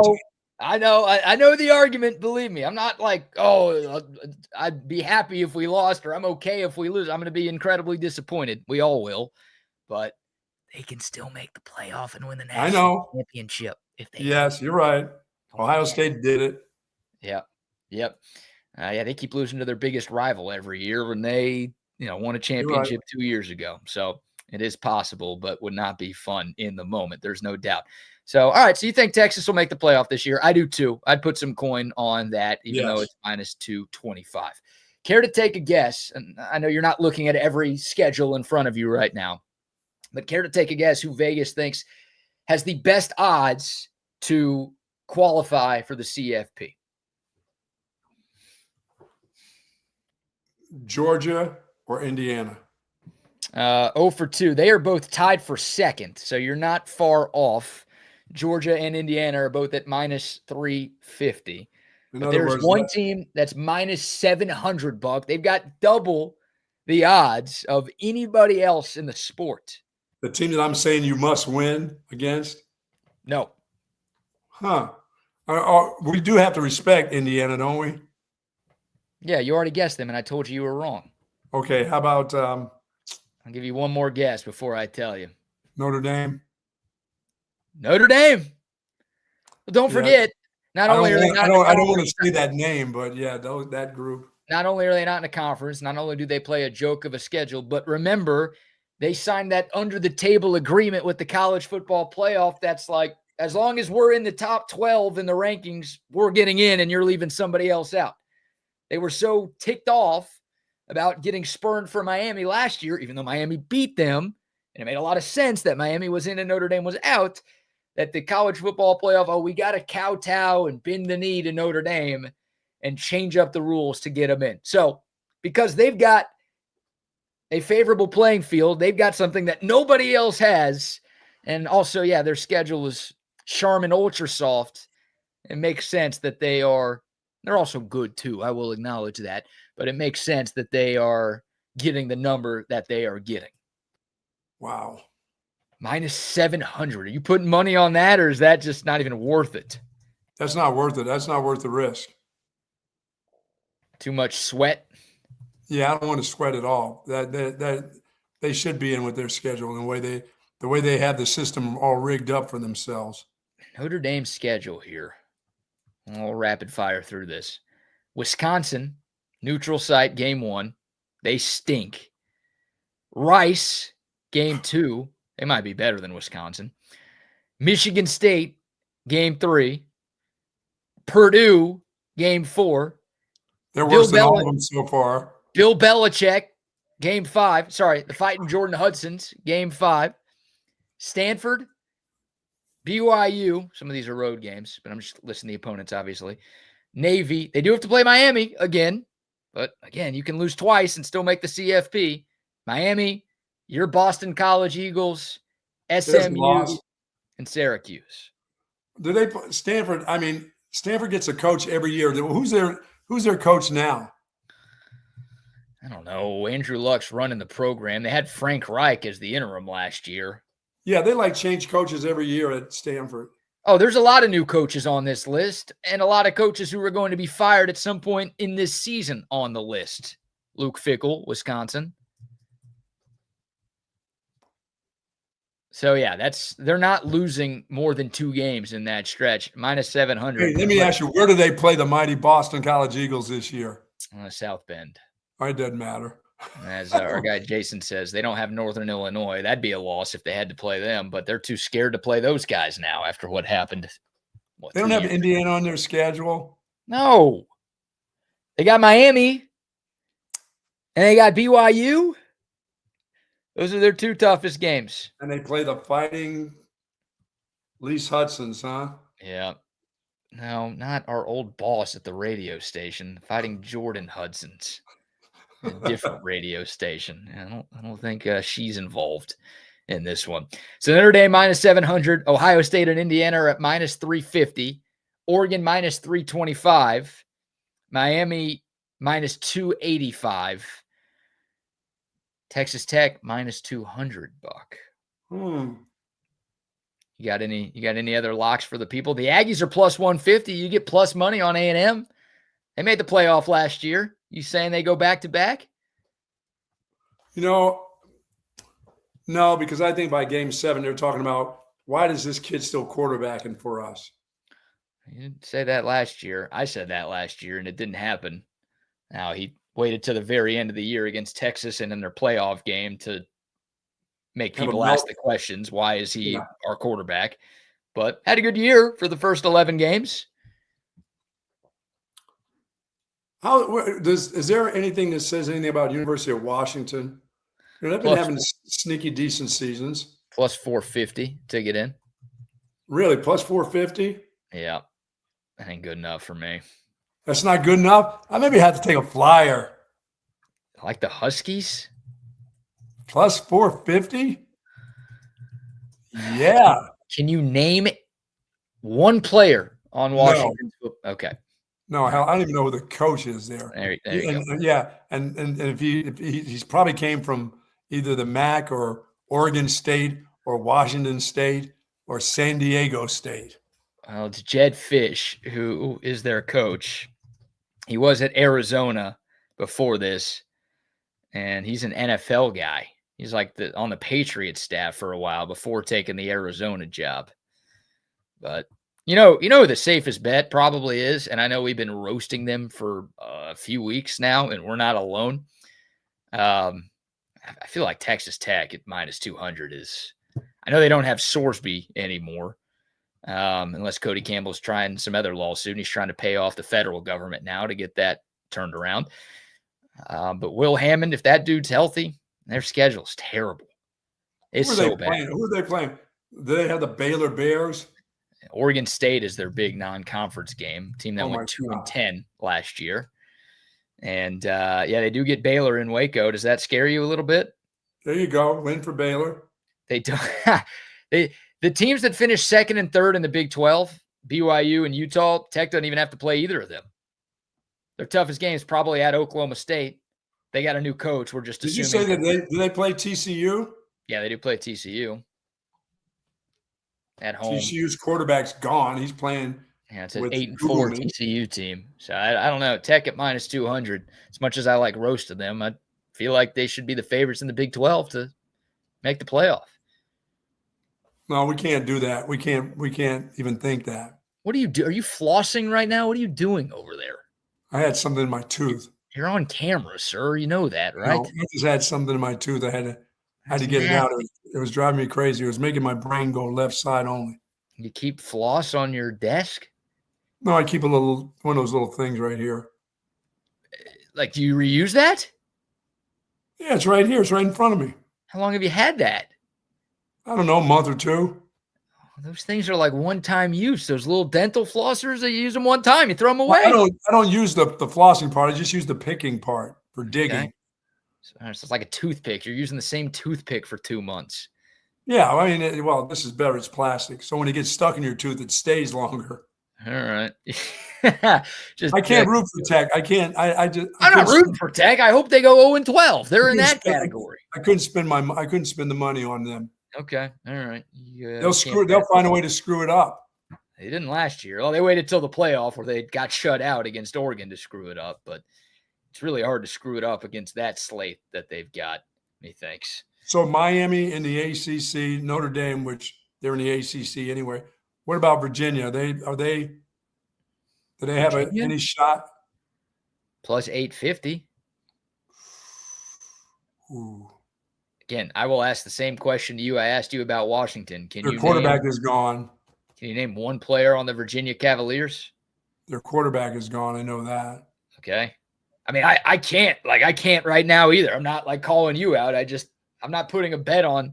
Well, I have bet on Korean baseball and curling. And, okay, Sorsby. You know, maybe I'm lying. Maybe I shouldn't say like, oh, I'm not putting a bet on something I know nothing about. I've done that plenty of times. Okay, Sorsby, we got you. Yeah. I've had some Sorsby moments, I guess. All right, so there you go. There's your college football odds to make. Yeah, but 500 on if you had 1,500 in Texas is pretty good. Okay. Yeah, you would get. I'm not doing the math on that. Again, just over $200, something like that. You would take that. You would take that for sure. All right, we'll take your thoughts. The Dakota text line 512-222-9328. The YouTube, Facebook, Twitter, and Twitch live chats are rocking and rolling as well. Quickly on Texas basketball, Buck, the Longhorns SEC opponents were announced yesterday.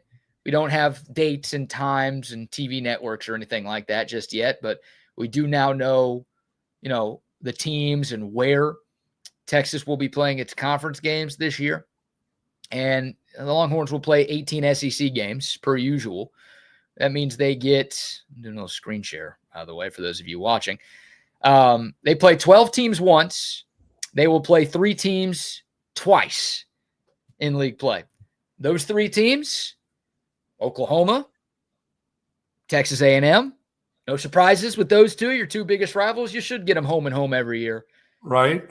The third one that they'll have to see multiple times, how about Florida? Thanks, SEC. Are you kidding me? Why them? The team that won it all 2 years ago, the team that won the SEC the past year, the team that's the favorite to win the SEC this year. Really? We got to play Florida 2 times? You couldn't have given us like South Carolina or LSU, Missouri. Mizzou. I mean, LSU, they're right next to us. That's a short trip. That's an easy one. Give us that, please. Florida? What do we do to deserve that? That's not good. Did Sean Miller go on some press conference where he ripped Greg Sankey for something that I missed?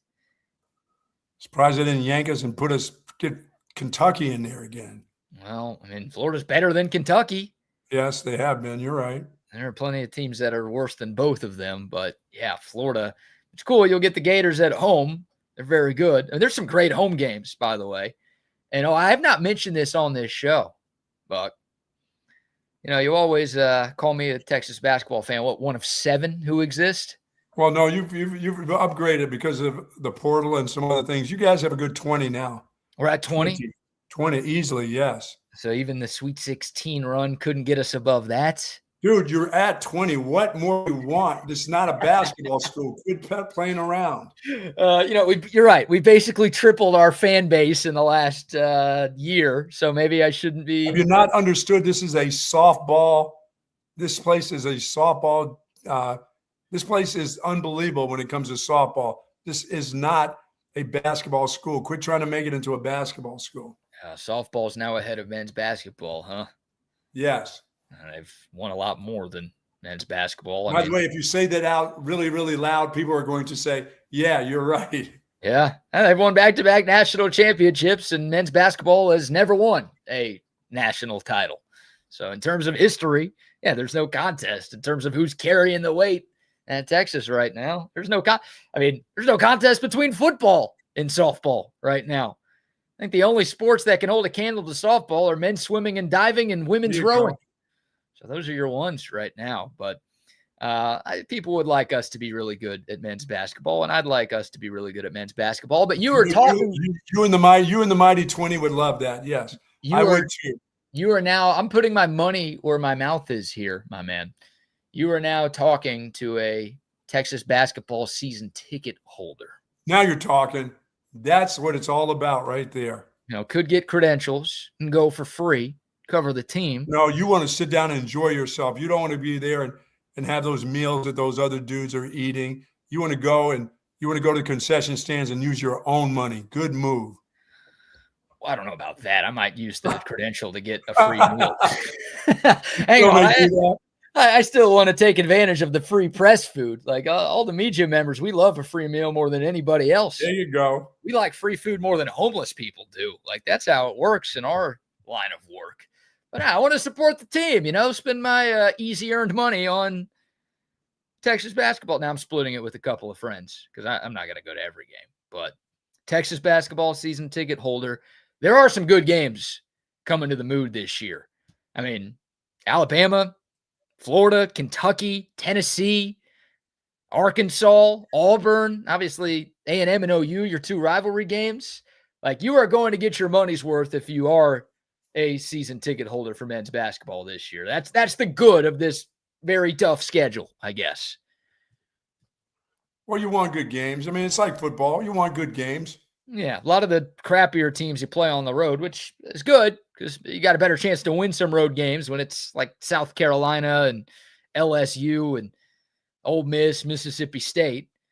But yeah, you got some toughies at the Mood this year. I just wanted to bring that up because I'm pretty mad that Greg Sankey decided to literally stick it to Florida in there. Yeah, we go to SEC Media Days next month. Everyone's going to ask about football. I'm going to be like, Greg, why do you hate Sean Miller? Why do you hate Texas men's basketball? Why do you hate the 20 fans that we have? Why would you do that to us, really? Why would you do that to us? All right. I just wanted to get that off my chest a little bit.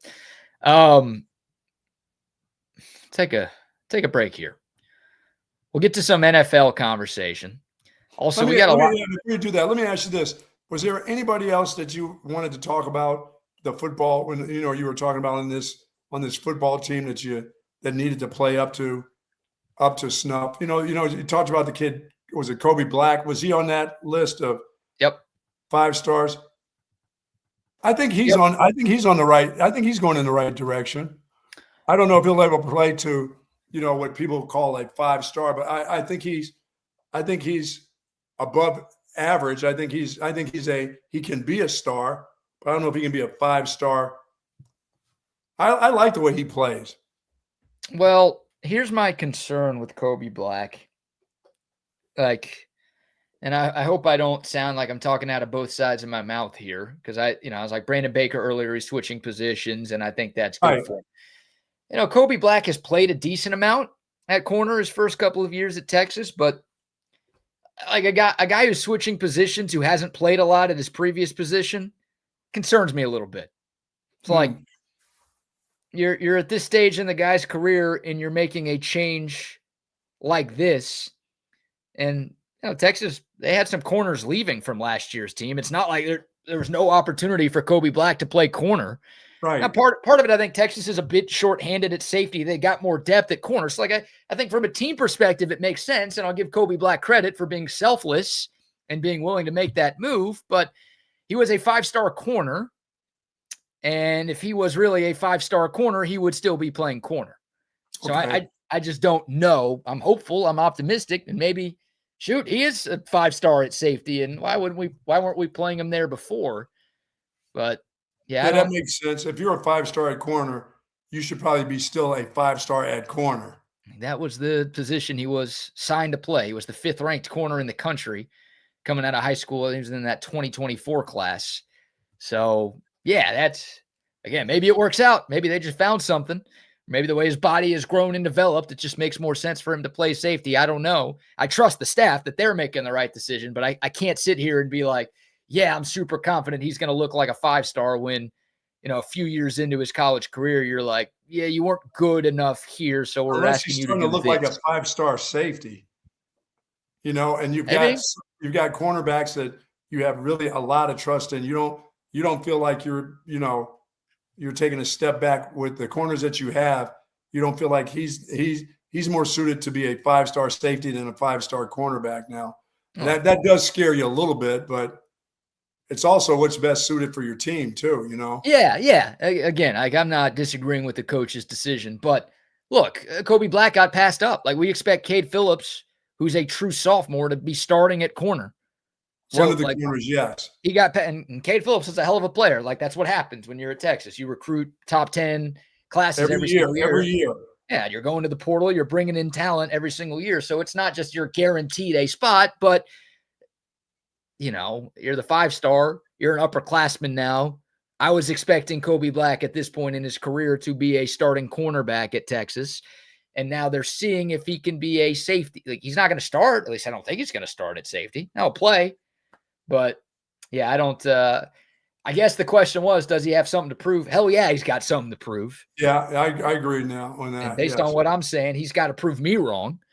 So there's some bulletin board material for you, Kobe, if you're into that kind of thing. I'm rooting for you. Believe me. I think that goes without saying. But yeah, I don't expect him to be as impactful as some of those other guys that we touched on earlier. Yeah, I mean, once again, when I watched him play, I just thought he, movement, ability-wise, flexibility-wise, I mean, not afraid to hit, not afraid to tangle it up. But as you said, as a corner, if you're a 5-star, you're coming out as a 5-star. Generally, those guys remain cornerbacks as 5-stars. They don't get nobody who wants to shift them around unless you just don't have anybody, unless they become starters. Like you said, they're not backups, they're starters if you get switched around. If you're a cornerback, a 5-star, and somebody says, well, we're going to move him to safety, that means your other safeties have graduated, and this kid's so good at corner. We got 3 other corners that are pretty good. We're going to put him at safety immediately. Yeah. He's got some safety traits. And I remember like when this started to come out, reading some insider sites and talking to some folks, like, he's got good cover attributes, but also he diagnoses plays well. He's got the right disposition. Like he's got some safety traits. So again, I think he's a valuable piece and going to be a valuable piece for the defense. But it's like if you would see him more valuable at cornerback and locking somebody down. That's what you want to see. That was the hope. Like when you recruit a top 5 player at any position in his class, you're like, all right, well, that guy's going to be awesome for us at that position for a lot of years. You're right. I'm patient. If this is the breakout year for Kobe Black at safety, then awesome. The recruiting services got it wrong, and glad Texas was able to figure it out. But yeah, that's I guess my 2 cents. Probably. Well, I agree. Well, I agree with you on that. Thank you. Those 5-star guys, wherever they play, whether you say they're 5 stars, somebody moves them somewhere else for the betterment of the team or whatever you say, that means you didn't think you could play that other spot if somebody else is taking that spot. Yeah. I agree. But the Sunshine Pumpers will say otherwise. They're entitled to do so. We love those. All right, we'll take your thoughts. The Dakota text line 512-222-9328. The YouTube, Facebook, Twitter, and Twitch live chats are rocking and rolling as well. A little NFL conversation. We got to talk about Terrion Arnold, the Detroit Lions corner, the first-round pick out of Alabama. Yeah. He is in some hot water. We'll get into this story and a little other from the National Football League in a second before the BBK news. But before that, how about a few more sponsor shout-outs? Folks, our good friends at Hat Creek Burger Company, founded in 2008 right here in Austin, Texas, serving up burgers, fries, and shakes. Queso fries, love it. Nuggies, the whole works. Hat Creek Burgers is always a place with good food, good folks, and a lot of good fun. It's just that simple. Hat Creek Burgers proud to be a place also where you can come in hungry and you will leave full and fulfilled. Believe me, a great spot to take the kids to, a great spot for anyone to go for a lunch, dinner, and of course they have those great playscapes for the kids there all times of the day. When they open up for lunch, when they're there at dinner, and mom and dad, if you would like to enjoy a cocktail, you can do that at Hat Creek Burger. Over 30 locations in the state of Texas. As I said, founded right here in Austin, Texas. Hat Creek Burger Company has something there for everyone. Yes, indeed. Love Hat Creek Burger Company. Order online and find a location near you at hatcreekburgers.com. Good combination. Maybe pop an early bird CBD going, and then go get you some Hat Creek. Food might taste a little bit better for you if you do that. It's Friday. Congratulations, first of all. Mazel tov. You made it to the end of another long work week here in Central Texas. And this was a full week. We had some holidays. We got a holiday week next week. We haven't had a lot of 5-day weeks recently. It's tough getting through all 5 days. Good way to ring in the weekend. Early Bird CBD gummy. I'm going to take one of these tonight. Take the edge off. There you go. Relax, get a good night's sleep, maybe even sleep in. Sue me. Sue me. I'm going to do that. Love the Early Bird, Buck. You talk about these all the time. They help you with your back pain and just pain relief in general with all your hard work that you do on the golf course. Yes, indeed. And then for me, yeah, I'm telling you, to take the edge off, to relax, to unwind. Think like a couple of glasses of wine deep, but you're not paying a bunch of money for wine, and you're not hungover the next day like you are from drinking wine, and you don't have like the weird red color on your lips where it's like you're embarrassed to be in public kind of thing that you have with wine. I don't know if Early Bird wants me saying all that, but earlybirdcbd.com. Try these gummies. Try their drops.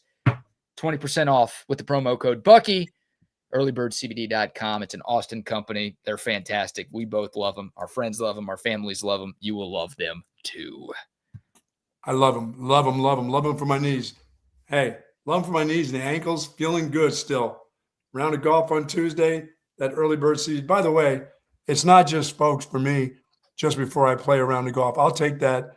You know, if I'm hydrating myself out in the yard and doing stuff outside that I'm not supposed to be doing, I'll put it in a hydration drink and have it right there too. Just a couple drops. That's all I need. That's all you need. That's all you need. You know what else is all you need? AV consultations. For sure. Upgrade your home TV setup with AV consultations. Again, 71 days till Texas football begins. We're 64 days till college football begins. Or just over 2 months till the season gets here. Which means you've got just over 2 months to make the call to AVC and elevate your football watching experience. And of course, it's not just for football. You want to have a cool TV setup for all the sports, for movies, for shows, for everything. You want your home to be the place to be for friends, for family, for yourself. AV consultations. They've hooked both of us up at multiple places of residence. They can do the same for you. Thousands of satisfied customers. They've been around since 1988. Big screens, small screens, man caves, woman caves, she sheds, home theaters, patio setups, whatever you're thinking of. All you have to do is give them a call and let Tom and his crew bring everything to you. 512-255-8678. You can find out more online at avconsultations.com. All right, a little NFL conversation here, Buck. This is an interesting story out of Detroit. Lions cornerback Terrion Arnold is in a little bit of hot water. The former first-round pick out of Alabama, I remember seeing this dude in college when Texas went into Tuscaloosa and won that game in 2023. He is facing felony charges of kidnapping and armed robbery. Hey, quit stealing my stuff. So I was going to ask if you've seen the story. It seems like you have. Here are the details. He was charged yesterday in Florida with leading a plot to detain and pistol whip 3 people whom he believed had stolen from him. Mistaken identity. Sorry about that. 2 people also charged in the case have pleaded guilty and agreed to help Tampa area authorities prosecute Arnold. The Rats. Rats? Squealers. Snitches get stitches. Is that what you're saying? With that they do. They get more than stitches. Yeah. Well, the charges he's facing carry a maximum punishment of life in prison. Police spent more than 4 months investigating Arnold's possible involvement in a February 4th kidnapping and robbery incident at a Largo, Florida Airbnb that was rented by Arnold and several of his friends. During their stay, while they were out of the house, a burglary occurred at the residence. Multiple items allegedly stolen, including $100,000 in cash and an $80,000 necklace. Arnold and his associates eventually called the police and reported more than $250,000 in property losses. Somebody's going to get pistol whipped. Oh, is that what happens? Yes, somebody's going to get whipped. If someone robs you, you're just pistol whipping somebody? No, I'm calling the police like I'm supposed to. Well, that's what he did. That's what he did. But also they decided to take matters in their own hands too. So Arnold's group hired a private driver during their time at the house. They believed that the driver was one of the people who played a part in the robbery. Authorities eventually cleared the driver But again, instead for police to investigate the robbery, Arnold and his associates decided to take things into their own hands. They allegedly lured the driver and 2 other men to an apartment where 2 of the victims were jumped, pistol whipped, and held at gunpoint by 2 of Arnold's associates. I love how we're using that word here. It makes it sound very fancy and mobby. A 3rd man eventually made his way into the apartment, and he was also jumped. All 3 had visible injuries. While Arnold was not in the apartment, he was able to view what happened via a live stream set up by one of his associates, according to police.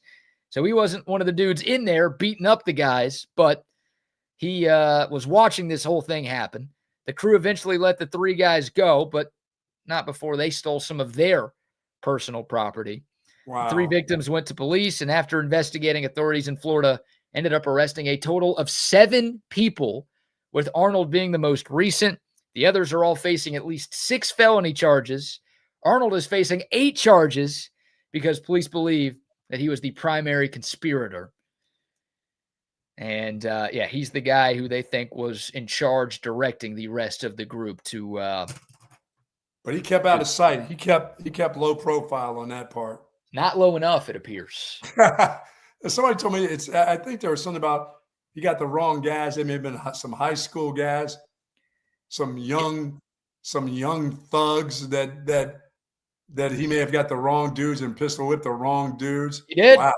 At least according to what the police was able to investigate. Again, they thought it was this private driver. Oh, he's an NFL guy, and these guys have money, and they're staying at an Airbnb. Like it's a natural thought for Terrion Arnold to be like, okay, who knew we were here? The private driver, like the guy who picked us up from the place. He knows it could have been him. So like it's natural to have that thought, but you better make damn sure you got the right guy. Not that I don't think the police would forgive you even if you did have the right guy, because he can't probably do what you did. Yeah, you can't do that. But you got the wrong guy here. Yeah, that's gonna land you in jail. Sorry about that rookie year. Well, he's already been in the league for a few years. He's not a rookie. Yeah. He hasn't been very good. Maybe the good news for the Lions here. Again, he was a first-round pick, but hasn't quite lived up to it in his first few seasons in the league. But, he was going into year 3, and still a guy who was expected to be a big player on the Lions this season. And now, well, we have no clue if he's going to play, and we have no clue if he's going to be on the outside. What is it about jail that guys like to go? Why do they want to go to? Is it the meals? Is there some special meal? I've done one night, and I didn't think the meal was that special. I didn't think the cheese was all that special.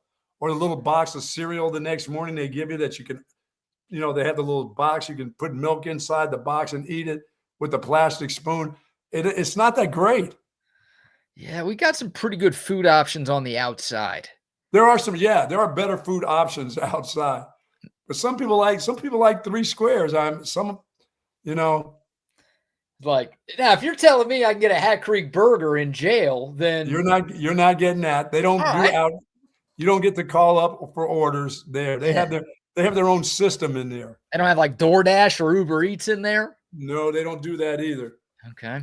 Plus, when you're actually in there, they will ask you to do duties like clean the showers or the toilets and stuff. Duties. You have duties when you're in there. Those guys don't get to go there. Well, the ones that go there for a month or two, they have to do duty, like daily chores that they have to do in order to get that government cheese. Why do you keep saying duties? Like I get it. They have to use the bathroom. Don't be talking about bowel movements. No, not that duties. They have duties. They have responsibilities of cleaning things. They don't just get to lay around and go, "Hello, Clarice." I mean, they don't get to do that. They keep you moving. Somebody has to keep that place clean. They don't say to the guys that are in jail, "Hey, listen, you guys get out of here for 2 hours and then come back to jail. We're going to have the cleaning crew come in and clean up after you." There's stuff you have to do. Plus, they don't have a relax the back chair. They don't have any. They may have gummies in there, but those gummies aren't the ones that you can get. Somebody sneaks those in. It's like I said, one night there for me, it made me end up with prayers of saying, "Don't ever want to lose my freedom." I thank God every day for my well-being and myself and my friends and my family. And then I say, let me do whatever I can not to lose my freedom, than to have somebody have me locked up for something I've done. That's a true deal. I pray about that every day. I don't miss out on that one. I don't want anybody taking my freedoms away from them. So if somebody steals your stuff, there's a way to go about it. Don't take anything into your own hands thinking you're the law. Don't do it. Well, thank you for stop using the word duty. Appreciate that. The last 2 minutes. Hey, innocent until proven guilty. No, Terrion Arnold's defense attorney is saying that his client is absolutely denying these allegations. Yeah, but you don't get to go pistol whip, like you said. You don't get to do that with your buddies. Well, he's saying he didn't. I mean, he wasn't there pistol whipping, but I guess his attorney is like, he didn't facilitate that. Those guys did it on their own. They had nothing to do with this. Now he's going to rat his boys out and say they had nothing to do with it. Oh, those guys have already been caught. That's the thing. There's already, what did I say, 6? 6 or 7 of them. Nice. Nicely done there. Yeah, 7 people have been arrested, so 6 plus Arnold. So there's already 6 other guys who have been caught on this deal, and one of them probably squealed on Terrion Arnold. Of course. Which is why he finally got caught. It took a while. Again, this is an incident that happened back in February, so we're, 4.5 months past this thing? He also showed up to court for the first time yesterday in a turtle suit, which is one of those, like a heavy-duty, tear-proof garment that's given to inmates who are on suicide watch. So he showed up to the court in that yesterday, which that obviously turned some heads as well. But yeah, we'll see what happens here. But on its surface, not trying to rush to judgment here, doesn't seem great for Mr. Arnold. Yeah, and what did you say? What is this? Could his sentence be? Life? Yeah. Yeah, you better keep that turtle suit handy. Felony charges of kidnapping and armed robbery, and at least 8 charges total that he is facing as the primary conspirator, or at least the guy who's believed to be the primary. He probably once was a 5-star.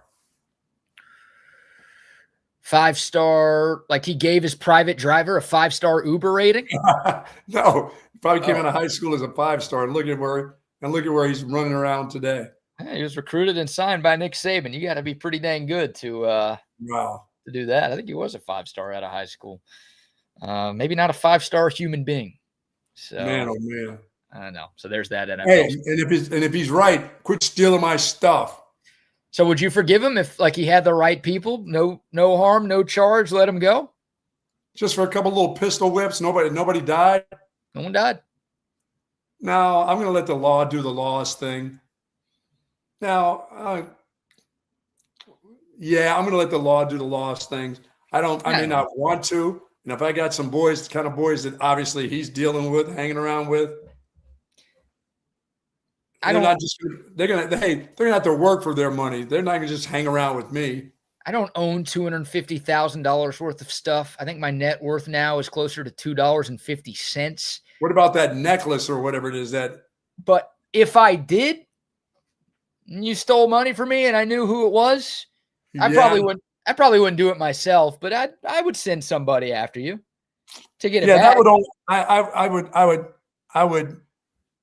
I would only do that in family matters. If you did something to a family member. You'd beat your family member's ass over a stranger? No, I would just say if someone did something to a family member. Oh, okay. One of my kids, or I'm liable to do just about anything on that case. But for some property and stuff, no, it's not worth it messing with my property. $250K, man. Someone stealing $250K of your stuff. You don't want a piece of that, dude? Or dudette? Come on. Nah, we can't do that to women anyway. Remember, we don't do that to women. We're going to go strictly with the law on this. All right, we'll get your wife to do it then. She can do it. Yeah, if she had to, that's on her. If she wanted to go to jail, that's fine. Oh, God. Crazy story there. And we'll monitor it for sure. But obviously an eyebrow raiser seeing the headline and then the details of that one. Yikes. I'm a little confused on what the suicide outfit is. I guess they're worried that he was going to kill himself. I mean, what is it, a straight jacket? He walk in with a straight jacket on in the court? Kind of looks like one. Here, I've got a picture. Yeah, I want to see what a Suicide out. This is called a, what did I say? Turtle vest? Turtle suit. Tear-proof, heavy-duty garment provided to inmates who are on suicide watch. So he didn't bring this from home. This was given to him. And you understand, like, it's the guy's fault. This dude had everything for him. Like, achieved his dreams, worked his tail off to be an NFL player. Now he's in the league, and it's got to be pretty depressing. Now, again, it's his fault if he did all these things. You probably shouldn't feel too much sympathy for him, but, like, I would be a little depressed and down on my luck if that had happened to me. Wouldn't you? Yeah, I'm not a suicidal. I mean, I hope you don't do it. Well, unless you did tell me that you're not ever getting out of jail, because if I'm in jail for life, every day of my life in jail, I'm trying to find ways to get out. I'm sorry. All right. I don't care. I don't care if every day you bring my tray, I'm going to try to slide through the tray, the little skinny thing that you bring my food. I'm going to try to slide through that. Every day I'm thinking of some way to get out, BK. There's not a day that I don't try to get out. Andy Dufresne, take it easy. Buck Dufresne. All right, relax here. No way. There's no way. You ain't getting out. I'm getting out. All right. Okay, Shawshank. We'll take your thoughts. We'll get to the BBK news in a moment. We got to get to the story about the missing giraffe who apparently has been found. I don't know if you've heard this one yet, but before we talk about that, do you have any more sponsor shout-outs to give? I'm good. I'm all good, bro. Let me give a few sponsor shout-outs here to our friends at Qualis Roofing and Construction. Yes. The best roofers in the game. There's no denying that. I mean, just Google them if you don't believe me. Look at all their 5-star reviews. You can see that they're A+ rated by the BBB. These guys are great people, too. I know roofers have a reputation of being jerks, con men, or women. Not people you want to be around. Not the case with Qualis Roofing and Construction. Good dudes who do tremendous, tremendous work, and they want your business. They'll come to your place for free. You want to get your roof looked at? Maybe you don't think anything's wrong, but I've had this house for 10 years and never really had the roof looked at. What's going on? Have them out. They'll come to your place for free. They may tell you everything's just fine. Hey, thanks for having us. See you later. Well, they're also going to give you a Texas Longhorns shirt just for having them out. So they'll give you something for having them to your place for free. But if something is wrong, you might want to get it taken care of now to prevent a very major costly repair down the road. We've had a lot of rain. We've had a lot of high wind. There's been random debris and tree limbs and stuff flying around recently. All those things can damage your roof. Don't take any chances. It's too important. These guys are the best in the business. QualisGC.com is their website, or you can give them a call at 512-257-0033. Tell them we sent you. Again, you'll get a free Longhorn t-shirt just for having them out to your place. It's Qualis Roofing and Construction. And some love to our guy, Dr. Chad, and his great team at Sleep Cycle Centers. You know, we talk about it a lot. Sleep apnea is a real problem, and more than 22 million Americans have undiagnosed sleep apnea. There's only 3 million people who live in Bosnia and Herzegovina, Buck. The two great nations that we're playing against. 22 million Americans, 22 million in this country have undiagnosed sleep apnea. Get it taken care of, man. NFL Hall of Famer Reggie White lost his life in his sleep. Why? Undiagnosed sleep apnea. Dr. Chad, our guy, friend of the show, he lost his father due to undiagnosed sleep apnea. That's why I care so much about this. This isn't, I'm going to be a doctor so I can make a bunch of money. It's no, I don't want anybody to go through the same pain that my family had to go through. He's on a mission to make your sleeping problems go away. If you snore, if you don't sleep well, you know who you are. You know who your partner is. Dr. Chad, go see him. SleepCycleCenters.com, free consultation. You mentioned this show, you get $100 off an at-home sleep study. SleepCycleCenters.com. Okay, the BBK news today. Have you heard about Gracie the giraffe, Buck? Like the giraffe? The giraffe. No, I have not heard about Gracie. Okay, I don't know how you haven't. I feel like this has been a huge story, and it's something that's gone national, but something that is originated here in Central Texas. So Gracie the giraffe escaped, was on the loose for nearly 2 weeks. She disappeared from Cedar Hollow Ranch in an area just west of Leakey which is a small city 100 miles northwest of San Antonio. So this full-size giraffe, and for those of you watching the program, we'll get the screen share going so you can see that I'm not messing around. This is Gracie here. This giraffe somehow escaped a ranch and was on the loose. That big-ass giraffe's been going around for how many weeks? Nearly 2. Now, at the start of the show, the giraffe had not been found. Since we got on the air, the giraffe has been found. So there was a $5,000 reward for this giraffe. I was going to ask you, hey, it's the weekend. We're not working the next couple of days. You got some time to kill. Maybe you want to go on a manhunt or a woman hunt or giraffe hunt, whatever we call it, to go find Gracie, but Gracie's been found. You know, I don't know how you tangle with that. That they look so nice and docile, but I see the legs on that thing. I'm thinking that thing, if you got too close, could kick the crap out of you, couldn't it? Or bite the crap out of you? Or hit you with that neck? The neck of a like full-grown giraffe like this is roughly the size of a whole adult human. That's just the neck. So there's a lot of other things going on with this gal over here. She disappeared after feeding on a hillside. Apparently, giraffes don't typically frequent the hillsides, but the owner of the ranch, like, they don't know when she disappeared. She was just missing, wandering off to an unfenced area, escaped the ranch, and she was gone for nearly 2 weeks. Yeah, if that was my pet, I would miss my pet. I would want my pet back. If I had that giraffe and I was taking care of it. Don't let any Aggies get behind that giraffe. Look out, Gracie. Okay. Be careful out there in the wilderness by yourself. Yeah, there's no need for that.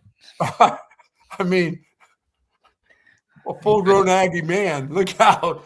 Look out there, Gracie. Oh, why are you putting that picture in people's heads, man? Come on. Oh, that's awful. Nasty. Female giraffe. I started myself off with a good one on a Friday. Yeah, that's good. 14 to 16 feet tall, can weigh up to 2,600 pounds. I mean, how the hell do you lose a giraffe? And why does it take 2 weeks to find the giraffe? That's what I'm saying. What's that giraffe been doing? Laying down for half the time? Can they lay? I don't know. Giraffe, like, do they lay down? Yeah, I think they can get down on the ground. I think they can sit. Once again, ask a full-grown Aggie man if they can get on the ground. Well, they posted, this became a big story on Monday of this week. Again, the giraffe was missing for nearly 2 weeks, but the Real County, they posted to their social media accounts that Cedar Hollow Ranch was searching for Gracie, the missing giraffe, and the owner was offering a $5,000 reward for information that leads to Gracie's capture and safe return. And they found her in the Texas Hill Country. I don't have too many details just yet of about where she was, but she was found at 6:45 a.m. today, safe and healthy. I guess about 4 miles south of Cedar Hollow Ranch. So I lied. I do have some information about where she was. So she didn't make it that far. 2 weeks, 4 miles. You got to put a collar on that. I mean, you got to put one of those deals I do for the dog where you buzz them, where you zap them. Oh, that shock collar for a giraffe? That giraffe would shake that off so quick, and then it would come at you. No thank you. How do you lose a giraffe, and how does it take so long to find this thing? What's that giraffe been doing for weeks? I don't know. Just eating, I guess. Man. Just hanging out. I don't know. Maybe floating the river in the hill country. I mean, there's nothing where this place is. What'd you say, 100 miles of nothing? 100 miles like northwest of San Antonio. Some of you people know where that is. Yeah, I don't know. Craig Way would be able to tell us exactly where this is. Oh, here we go. Here's another picture that just surfaced on social media. You asked what the giraffe was doing. Look at that. Tubing. Just tubing. That's great. Down the river. The Guadalupe, perhaps. Oh, I don't want to see that. That would not make my day to see that coming down tubing. Are you kidding? That'd be the greatest day ever if you saw a full-grown giraffe in a tube floating down the river. Coming right at you. Also, you get $5,000 because you would know. $5,000. I think if they'd have come up with $10,000, you and I would have been on that hunt this weekend. This is tranquilizer guns all over the place. At $5,000, I might have done it. this weekend, even for that price. You kidding me? How hard could it be? Just give you a little indication where Gracie may be around. I can imagine you out there with tranquilizer guns, BK. No, I'm not doing that. I ain't early birds and your early bird. Couple things for early bird and your tranquilizer guns, and you out there. That's great. Just give the giraffe and early bird CBD, calm her down a little bit so I can. Yeah, come on. Put a collar on and say, listen, we got to go back home. You've been away too long here, giraffe. A walker. Give me a break. I'm going to tie her to the top of my car, and we're driving. Driving down the highway back home. What is this? There's nothing out there, obviously. I think this is the Toys R Us draft. What was his name? Jeffrey. I guess Gracie's pretty close, but she has been found. The draft hunt is over, Buck. I'm glad. Somebody needs to claim that $5,000. Somebody's already claimed it, even if they didn't get it. I'm sure somebody should be claiming it. A bit of sound before we say goodbye to the people here on a Friday. Close to Uvalde. I know where Uvalde is. I've been there. There you go. All right. Thanks for the CB512 with the little geography lesson. Again, Craig Way would be able to tell you exactly where it is and how to get there and the best steakhouse in town. Sure. I don't know if they have a steakhouse in that town. They probably don't have much in that town. All right. Bit of sound here. This is good. The U.S. Open, of course, happened last weekend at Shinnecock Hills Golf Club in New York. I believe I'm pronouncing it right. Shinnecock Hills. That's right. Well, that's the way you're supposed to pronounce it. But yes. This local TV news reporter in Pittsburgh. Oh, no. Not the biggest golf fan in the world, and maybe someone who has never heard of Shinnecock Hills before this report. Well, she had a different way to pronounce it. Take a listen. It's already been a year since Oakmont Country Club hosted the 125th U.S. Open. It'll be back here in Western PA in 2033. This summer, Long Island, New York is on the spotlight with Shiny Cox Hills hosting the 126th U.S. Open.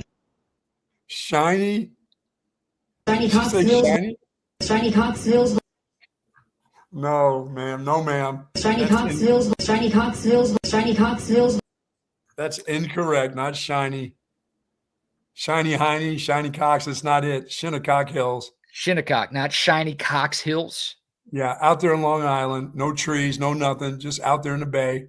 Hey, I don't care what you're doing after the show, all right? You don't have to tell everybody what you're shining or who you're shining. But if there's a wait list for that, let me know. She's unbelievable. That was tough. Yeah, not the best. So every time they play any tournament at that place now, I'll be thinking of Shiny Cox. Yeah. Shiny Cox Hills. Or Shinnecock. Shinnecock Hills. There you go. All right, real quick. Why today's not so bad. We probably should have led this show with this. Today is the 83rd birthday of Carly Simon. Oh. She's a little older than the Buck, that's for sure. The immensely talented singer-songwriter whose confessional style made her a massive musical force in the 1970s. She wrote and performed definitive pop anthems like You're So Vain, became the first artist to win an Oscar, a Grammy, and a Golden Globe for a single track with Let the River Run. Let the River Run, huh? And you had a fun night with Carly Simon one time? A tryst, a few hours of sunshine in the park at Martha's Vineyard, yes. Just listening to her music or? No, just in a cabana. Eating taco cabana? Banana cabana. Oh, you're showing her your banana in the cabana, huh? Oh, God. Carly that lady Simon. had lots of that. She had Texas hair before Texas hair. She was quite where was you're talking on the yeah. All right. It was the 70s, so I don't it was the 70s. It was the 70s. So yep, happy birthday to happy Carly birthday, Simon. Yep. Send her a note if you would today, Buck. I feel like I'm so vain. She's earned it. All right. Well, that will do it for a Friday show. Well, sorry about the other birthdays and dead on this days. We don't care about you enough, apparently. She's born in the month of June like me, because on Monday, Buck will be 29. 20, did I say 20? Oh, on the 29th, Buck will be, 71. Are you okay? Yeah. 29. Hey, feels like 29, right? No, it does. No, it does not. I will gladly tell you it does not. Oh, God. It does not. None whatsoever. Our next show will be the Bucks' birthday on a Monday. You working on Monday? You taking the day off? No, I'm working, dude. What am I? It's Monday. It's Monday. Yeah, you're right. You're right. Any We got a plans lot for to talk about. We got to talk about shinny, and shinies and all kinds of stuff. Shiny Cox Hills. Oh my God. Shiny Cox Hills? Get into that? Come on, lady. Goodness. Yeah, not her best. Not her best. All right. Well, that will do it for us. Y'all have a great weekend. Thanks to you people for tuning in. Fabulous. We will be back on Monday. All right, y'all. Be careful out there. Hook 'em. Hook 'em.